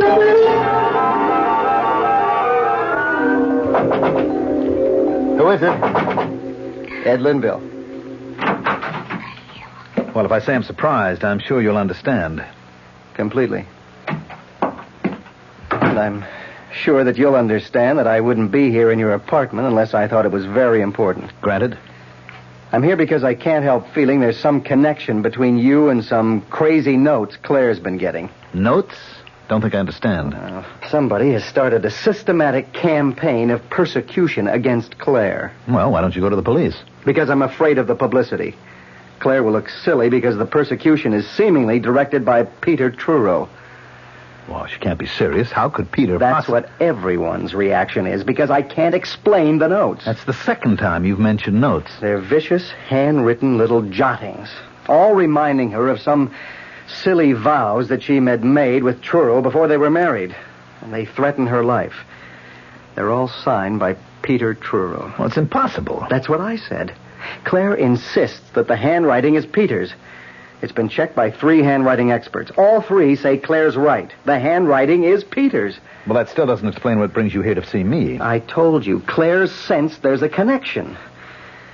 Well, she told me she came to see you. Yes, she did. And she told me you behaved rather strangely. Look, I know you're worried about Claire, so I'm giving you a lot of latitude, but you're really beginning to annoy me, Linville. I'm just trying to find out why you got so angry with her when she was only talking about her dreams. She came here, I thought, to ask my forgiveness for the raw deal she gave me in Cries of Dissent. A deal which you were part of. Now, why should I sympathize with Claire and her problems? We were never that close before Peter died, and as far as you're concerned... Can you forget that I replaced you? You don't have a right to ask me to forget. Oh, yes, I have. And I'm going to get some answers, or the cops are going to get some information, even if it means bad publicity. The cops? Claire and I went to a medium. We showed her the notes. We told her all we knew. She held a seance, and she came up with your name. And that's what you're going to tell the cops? That and the fact that you're mad because I replaced you in Cries of Dissent. You've had this coming, and now you're going to get... I'll kill you, so help me, I'll kill you.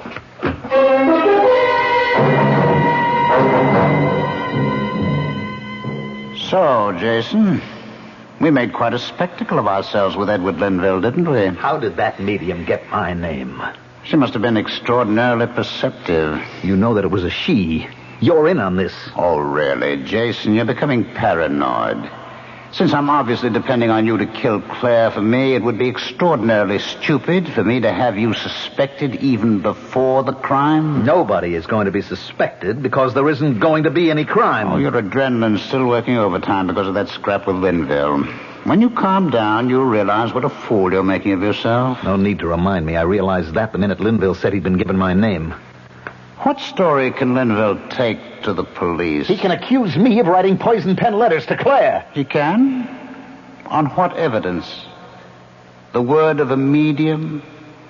According to Linville himself, Claire had the notes checked with a handwriting expert who swore that the handwriting was mine. Now, how does that point to you? Why can't you leave me alone? Oh, come, Jason. You were having a ball with the notes and watching the effect they had on Claire? All right, I'll admit that, but writing nasty little notes is a lot different than killing. Well, of course it is. And you want me to guarantee that no one will ever connect you with the killing. That's what you really want, isn't it, Jason? Look, you're too smug for me to argue with. There's no point in any further discussion, so... Now, hold on a minute, Jason, hold on.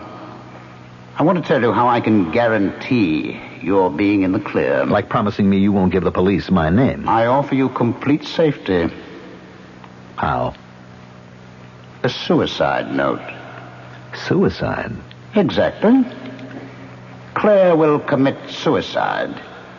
Take an overdose of sleeping pills and leave a completely authentic suicide note to prove it. You mean you're really going to drive Claire to suicide? Don't you think Claire is the suicidal type? No. I agree. That's why we must have the note. Do you want to write it now? Are you out of your mind? Just write what I dictate. No way. We are going to say that she just couldn't stand the idea of betraying me and breaking her solemn marriage vow. Now, you're not going to mention me, are you? Well, of course not. Somebody will remember that the earlier notes dealt with me and Linville. That's why we'll just stick with her guilt about betraying me. You see how careful I'm being about involving you? Yes, but you want me to write the note. You must. I guarantee the handwriting experts will all swear the handwriting is genuine. In addition, it will be on her special stationery, of course. Mm-hmm. And how are you going to arrange that? You are.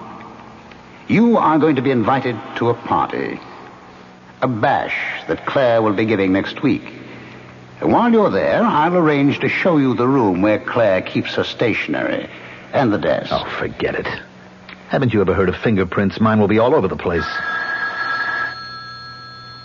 Pick it up, Jason. That's Claire calling with your invitation. Congratulations, Jason. You accepted Claire's invitation with just the right amount of reluctance. How did you know that Claire would call? Oh, you must grant me certain ghostly secrets of the trade. It should reassure you about our chances of pulling off a successful murder. I thought you said suicide. Yes, I did, but to be quite accurate, I should have said apparent suicide. We both agreed that Claire wasn't the suicidal type. Then what was all that talk about sleeping pills and a suicide note? Just talk? By no means. Well, she's not going to take an overdose of her own free will. That is where you come in, Jason. You'll have to see to it that she takes them. We'll work that out somehow. The devil we will.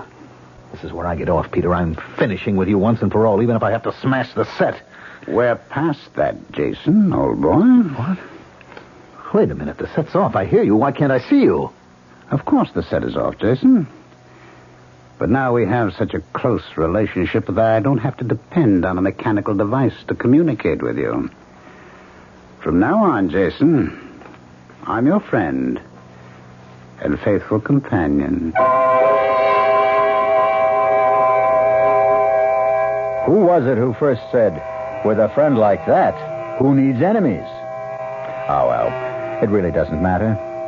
What matters is that a ghostly voice has taken control of Jason Phillips. All of us are driven sometimes by forces we don't clearly see or understand. But how many of you have ever obeyed the commands of a ghost? And what happened when you did? Don't answer that.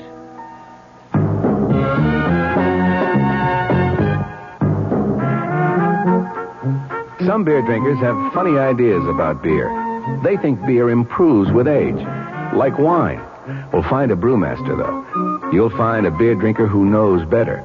The Budweiser brewmaster says it all depends on how beer is aged. Just letting beer sit in lagering tanks makes it older, not necessarily better. That even goes for keeping a case around the house for a couple of months. But there is one kind of aging that's good for beer. The Budweiser kind. Beechwood aging. In this kind of aging, something happens. It lets all the flavor of the choicest hops and best barley malt that go into Budweiser get through to you.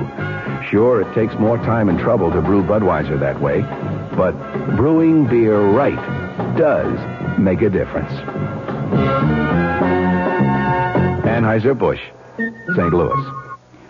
Eyeglass wearers, why buy glasses without a guarantee? Especially the kind of guarantee you get at the 15 Hillman Cohan Vision Centers in New Jersey. It's a unique you bust 'em, we fix 'em guarantee, and it comes with every pair of glasses they dispense. If they break, take back the pieces and they'll fix or replace them unconditionally for 1 whole year.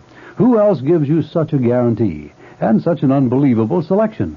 Hillman Cohan Vision Center. Everything for everybody who wears or buys eyeglasses, including complete 1-hour service for most glasses, satisfaction assured. No wonder Vision Center is growing so fast. Check out the one nearest you. They're all open daily, 10 to 9, Saturdays till 5. Put on a happy face at your Vision Center. Get 1-hour service in the Great Eyeglass Guarantee at 2 Hillman Cohan Vision Centers in Wayne, Route 46 opposite Willowbrook, and in Wayne Hills Mall, Hamburg Turnpike. Bank AmeriCard and MasterCharge accepted.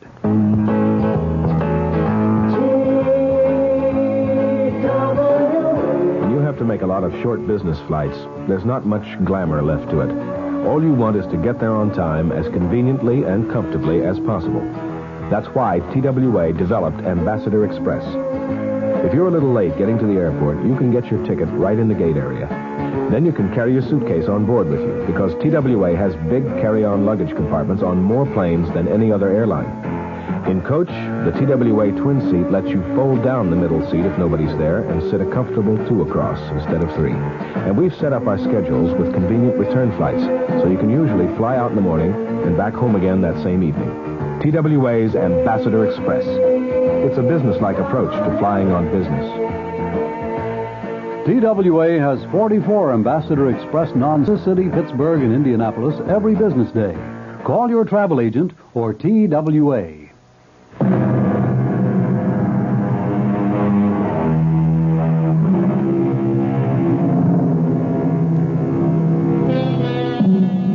People who hear voices either tell no one or lay themselves open to all sorts of risks, not the least of which is ending up on a couch. Actor Jason Phillips has been hearing the same voice for weeks.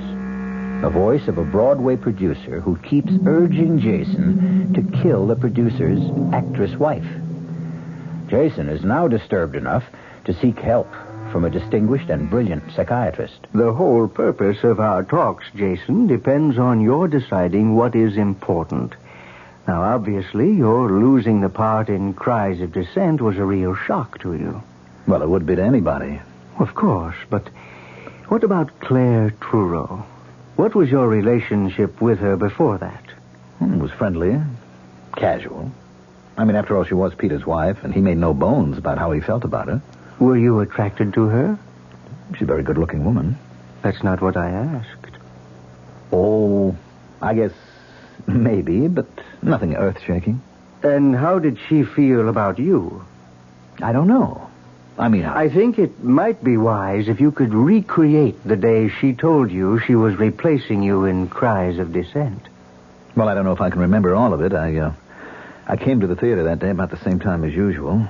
Rehearsal was scheduled for 11. I got there about 10:50. I was sitting in my dressing room when I heard a knock on the door. Come in. I'm glad you're early, Jason. There's something I want to talk to you about. Fine. Well, I need the script. No. Jason, darling, this isn't going to be very pleasant. Well, the last few weeks haven't been very pleasant. This is something I know is going to hurt you, and I wish... How I wish... You're not making sense. I've never done this before. I've never fired an actor before. Fired an act? You mean I'm out of the play? I'm afraid so. But why? Why? You know I'm good in the part. You know what the part means to me. Why would... I think you're beginning to understand. Believe me, Jason, Does Linville mean that much to you? Well, you knew I knew you were seeing a lot of him, but I didn't think that... Well, isn't this very sudden? Peter's only been dead a few days. Edward Linville and I... Well, we go back a long way. Claire, I don't want to hear any stories of old love affairs. It's not going to make me feel any differently about the kind of deal you're giving me. I don't suppose I could expect you to feel any other way. Come off it, Claire. You cut my heart out and you want to be forgiven? You'll get your full salary for the run of the I don't need it. I'll take my 2 weeks' notice. I'll be in touch with your agent. Goodbye, Jason. And that's about the way it was, Doctor. Oh, a traumatic experience. It has left a deep scar. Well, I knew that before I came to you. Now, help me. Well, the help must come from within you. You don't believe in this ghost of mine? Do you? We keep going around in circles, Doctor. Not quite. The first day you came to me, you wanted to know whether or not you could actually hear a voice and be perfectly sane. You remember I gave you an answer. Yes, you said it was possible. And then? Then I told you the voice I heard belonged to a dead man and asked if you believed in ghosts. And do you remember my answer? Yes, you said, for some people, ghosts are a way of life. That's right. Doesn't that apply to you? No, and I don't know anyone it does apply to. Doctor, if you're trying to confuse me, you're doing a great job. I'm trying to lead you to a conclusion. You'd only kill someone who did you harm? Does that seem so strange? Someone like Claire Truro? Well, there you go again, Doctor, trying to prove something. Prove what? That I'd really like to kill Claire. Wouldn't you? Yes. Yes, I would. I'd like to get my hands around her throat. Yes, I want to kill her. What in the world have you done, Jason? Made a purchase, Peter. A mannequin. Don't you recognize her? Should I? Well, she's a lady very close to your heart. To me, she just looks like any other window dummy they use in dress shops. Ah, but this one is different, Peter. Don't you recognize your beloved wife, Claire? What kind of foolishness is this? Expensive, made-to-order therapy for a man who talks to ghosts. A ghost who wants him to kill his wife. Now, I prop Claire up here in the corner of this couch, and I hit her. And I hear again, and again, and again. You feel better? Much better, Peter. You see, I'm willing to admit to you now that I am aggressive towards Claire, and I would like to see her dead. That is progress. That's what my doctor says. Now that I've admitted the terrible thought and acknowledged it, I can get rid of my aggression. By hitting that department store dummy on the head? You go ahead and laugh. But it's going to work. Jason, over here. Oh, great party, Claire. Thank you, Jason. I want you and Edward to shake hands right here now. Of course. Go on, Edward. Go on, shake hands. Well, I think I made a fool of myself, Jason. Well, you don't have a monopoly on foolishness. I kind of lost my head, too. Well, it's all over now. And even though Edward said I shouldn't, I have to ask a favor, Jason. Go right ahead. Well, you know that little church around the corner from your apartment? You mean St. Anthony's? That's it. They have a theatrical about this time every year, and I've known Father Kinsolving for years and years, and, well, I always donate some costumes, and I was wondering if you'd be kind enough to drop them off for me. No trouble at all. I'd be happy to. You see, Edward, what you called my silly brainstorm turned out to be not such a bad idea at all. Welcome home, Jason. Did you enjoy the party? Matter of fact, I had a ball. I see you have the clothes with which you can dress that ridiculous dummy, so it looks even more like Claire. These are costumes that I have to give to St. Anthony's. Well, try one of them on the dummy. You'll find it will make your therapy more effective. Go on. I like that blue dress. Wait a minute. Did you have anything to do with this? Of course, I put the idea into Claire's head of asking you to deliver the costumes. I think it's going to please me to see a more lifelike Claire in your living room and give you a good deal more of satisfaction. All right, Doctor, I'll admit I do feel better. But all that pummeling and smashing at the model of Claire hasn't stopped me from hearing Peter's voice. Do you also see him? Only when I turn on the TV. I don't bother with that anymore. But I am still confused. You and I have these long conversations, and... You were about to say? Well, I don't know. There are too many things that can't be explained away because of my aggressiveness. Those notes and the fact that they were judged to be in Peter's handwriting. Which you've often seen enough on checks and letters. I'm not that good a forger. All right, Jason. What is the alternative? I don't understand. We've come a long way since you first came here. Let's assume that you didn't forge the notes. You know who wrote them, but someone else dictated them. And the same person guided your hand. Now, who could that person possibly be? I've been telling you, the ghost of Peter Truro. And this same ghost influenced his wife to give you costumes to deliver to a church for a theatrical. He says he did. This, then, is the alternative you must face. That there is a ghost. That he is the ghost of Peter Truro, and that he is haunting you. And that I believe in that ghost? Don't you?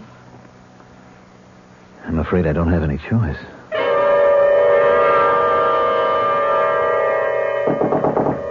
Who is it? Alida. Oh, come in. Thank you for coming so soon after I called. I'd never forgive myself if I hadn't. Who's that? It's just a dummy dressed in Claire's clothes. You must get rid of it.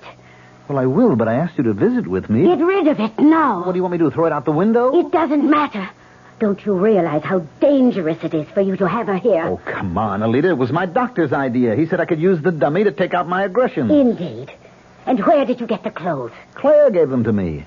Does she know how you're using them? She gave me a lot of stuff to give to a church theatrical. I kept this one dress out. Are you so friendly that she would ask you to do her a favor like that? Look, I'm afraid I've gone as far as I can with the doctor. He feels that it's all my subconscious. My urge to kill Claire that accounts for everything. Your wish to kill Claire does not mean there are no ghosts. There is evil all around you. Either you or Claire must leave New York. I don't see how running away will get rid of Peter. I'm not so much concerned now with your getting rid of Peter as I am with saving your life. You really mean that, don't you? You're really frightened. There was only one other time in my life when I've been this frightened. When was that? No. Now, Jason, please come away with me. Come back with me to Clarkstown until... Until? Until the restless thirst for revenge has left the ghost of Peter Truro.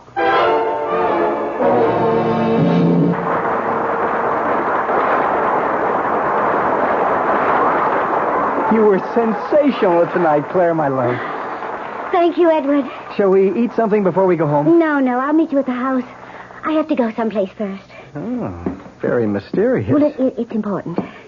You care to tell me? I'm afraid you disapprove. Well, if it's what I think it is, I certainly will do more than disapprove.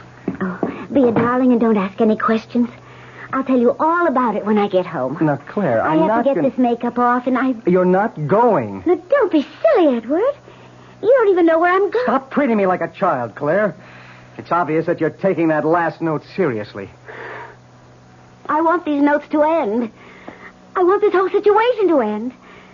Can you promise me that you can stop it, Edward? No, but... This last note says I'll have all the answers if I go alone to Jason's apartment. And you believe that? It also says I'll find the door open. I'm going there. And if the door's open, I'll go in. But, Claire, you know where I'll be. And if I'm not home in an hour, you can come after me. Call the police or do anything you want.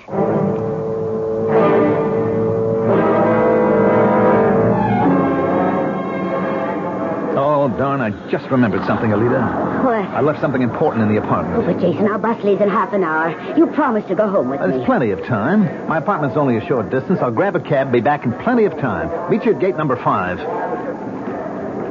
You're doing the right thing, Jason. I promise a stunning surprise awaits you in your apartment. And after tonight, it will be all over. Cab! You'll like what I've done with the mannequin, Jason. That's a promise.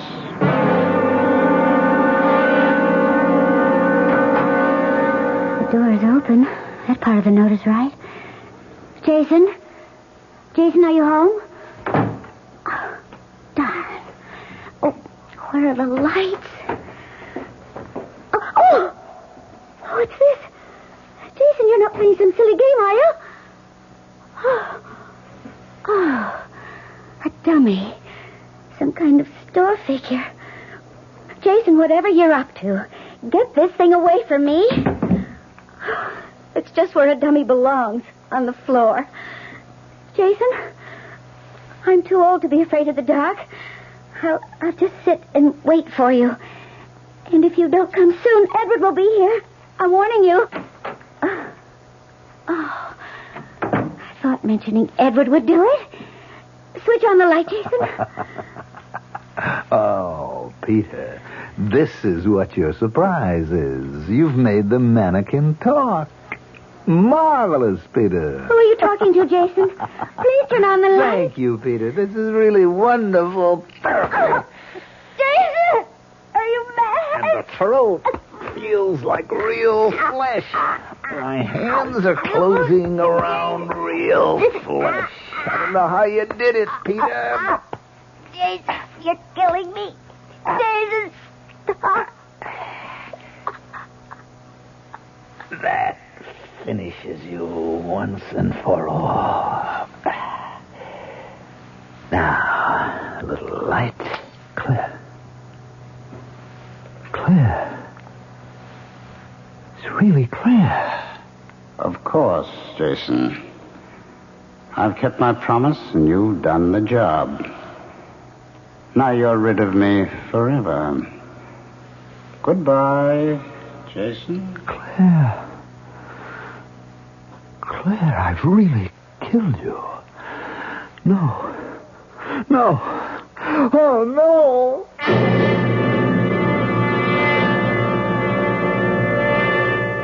Well, that's one way to rid yourself of a ghost. Jason Phillips was no longer haunted. However, I certainly don't recommend it, the rule. I do recommend, however, a more generous system of disbelief. One tells you he's hearing voices he can't explain. I want that sinus medicine. Headache tablets? No, sinus medicine. Sinus tablets. Helps the headache and the pressure. Oh, you mean sign-off. Exactly. Headache pain is one thing. A sinus headache is something else. Sometimes your whole face can seem to throb with pain. You want relief. Take Sign-Off tablets. SINEOFF. The sinus medicine that gives you a full dose of pure aspirin plus a sinus drainer. Sign-Off. The sinus medicine that helps relieve sinus pain while you drain. And Sign-Off doesn't stop there. Have you tried Sign-Off Sinus Spray, the fastest known form of sinus congestion relief? It works in seconds. That's Sign-Off Sinus Spray. When sinus flares up, use Sign-Off tablets and spray only as directed. Signoff. Sign-Off. Exactly. Sign-Off, the sinus medicines in the bright red box. And now, another story of the ball and chain, as Kellogg's Special K presents The Library. Welcome to the public library. May I help you, sir? Yes, I'd like to check out... Famous Laundromats of the World by Audrey Schnorbart. Sir, excuse me, but isn't that ball and chain you're wearing just like the ones they use in the Kellogg's Special K commercial? This ball and chain? Yes, that one. How are you going to get rid of it? Well, lots of good exercises, and by eating smart at every meal, starting with the Special K breakfast. Don't you have to watch your calories? Yes, and the Special K breakfast is less than 240 calories. Less than 240 calories? Right. A 1-ounce bowl of high-protein Special K, 4 ounces of skim milk, tomato juice, and coffee. It's really tasty, and it's going to help me get rid of this ball and chain. I'd say it's long overdue, get it? Your happy ending could begin with the Special K breakfast from Kellogg's. Commuting. We're big on that. Time is money in the business world. That's why Ozark offers commuter flights that get you there and back the same day. Don't ever let a few hundred miles stand between you and big business opportunities. If you're long on work but short on time, let Ozark make your day pay off. Commuting, we're big on that. Go Ozark Jet to Champaign, Urbana, Peoria, and Springfield, Illinois. Call Ozark or your travel agent. Our cast included Mandel Kramer, Ralph Bell, Evie Juster, and Bob Caliban. The entire production was under the direction of Hyman Brown. Radio Mystery Theater was sponsored in part by Buick Motor Division, the Kellogg Company, makers of Kellogg's Special K cereal, and new sugar-free Diet 7-Up. This is E.G. Marshall inviting you to return to our Mystery Theater for another adventure in the macabre. Until next time, pleasant dreams.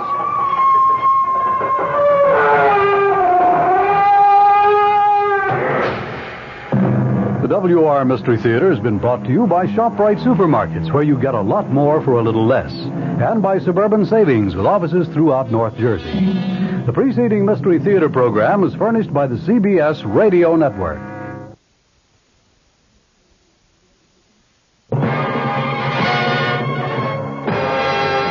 Lewis in the Mutual Broadcasting System studios in Washington, D.C. Now, my commentary.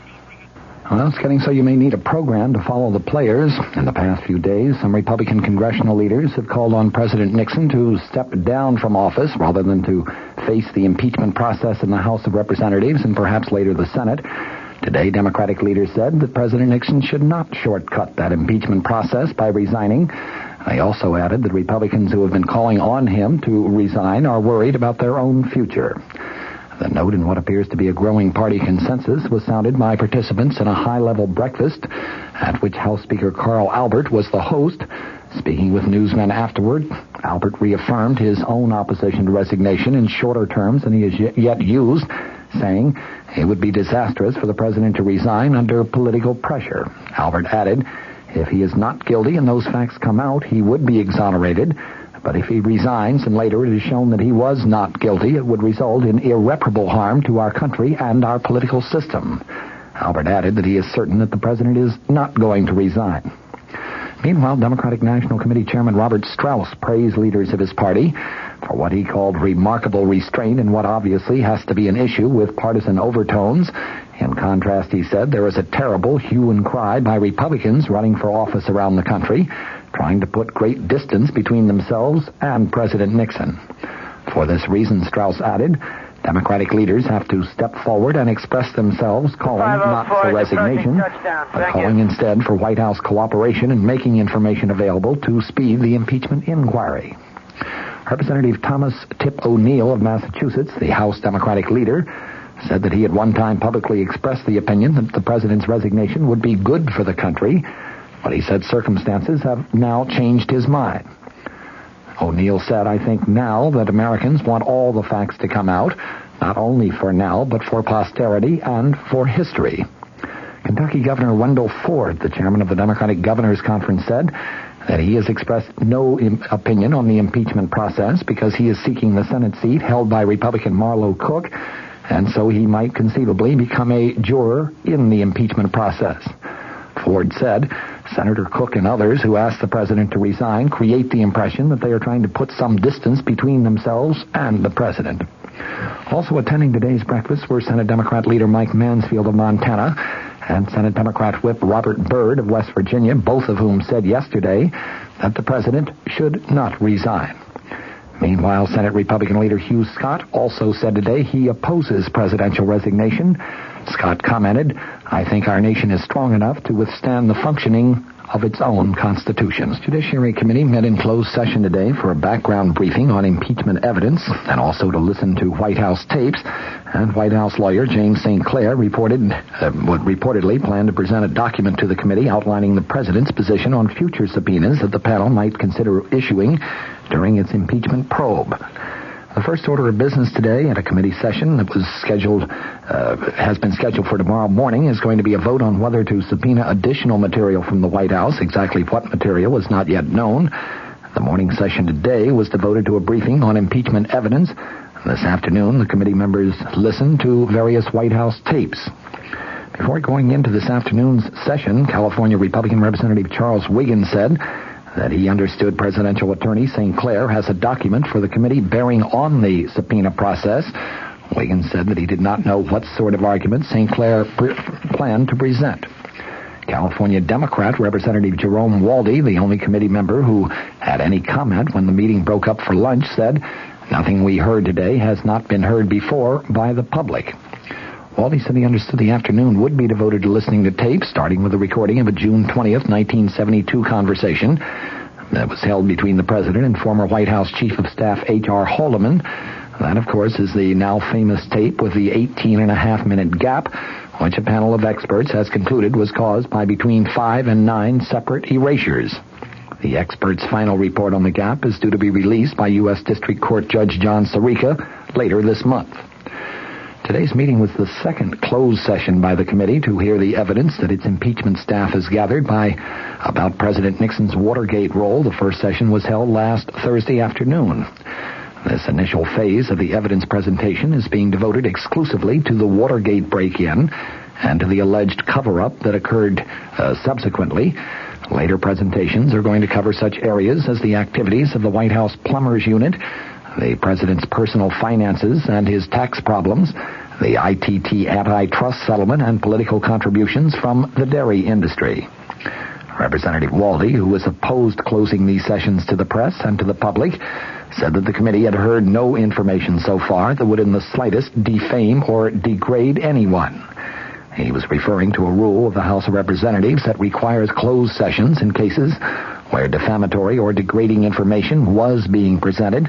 Congressman Walde added it was a monotonous session. The committee met amid renewed word from the White House that there is absolutely no chance that President Nixon is going to leave office voluntarily. The committee members went into the closed session carrying the thick, loose-leafed index books that they received last week from the committee staff. From the Mutual Studios in Washington, I'm Fulton Lewis, and that's the top of the news as it looks from here.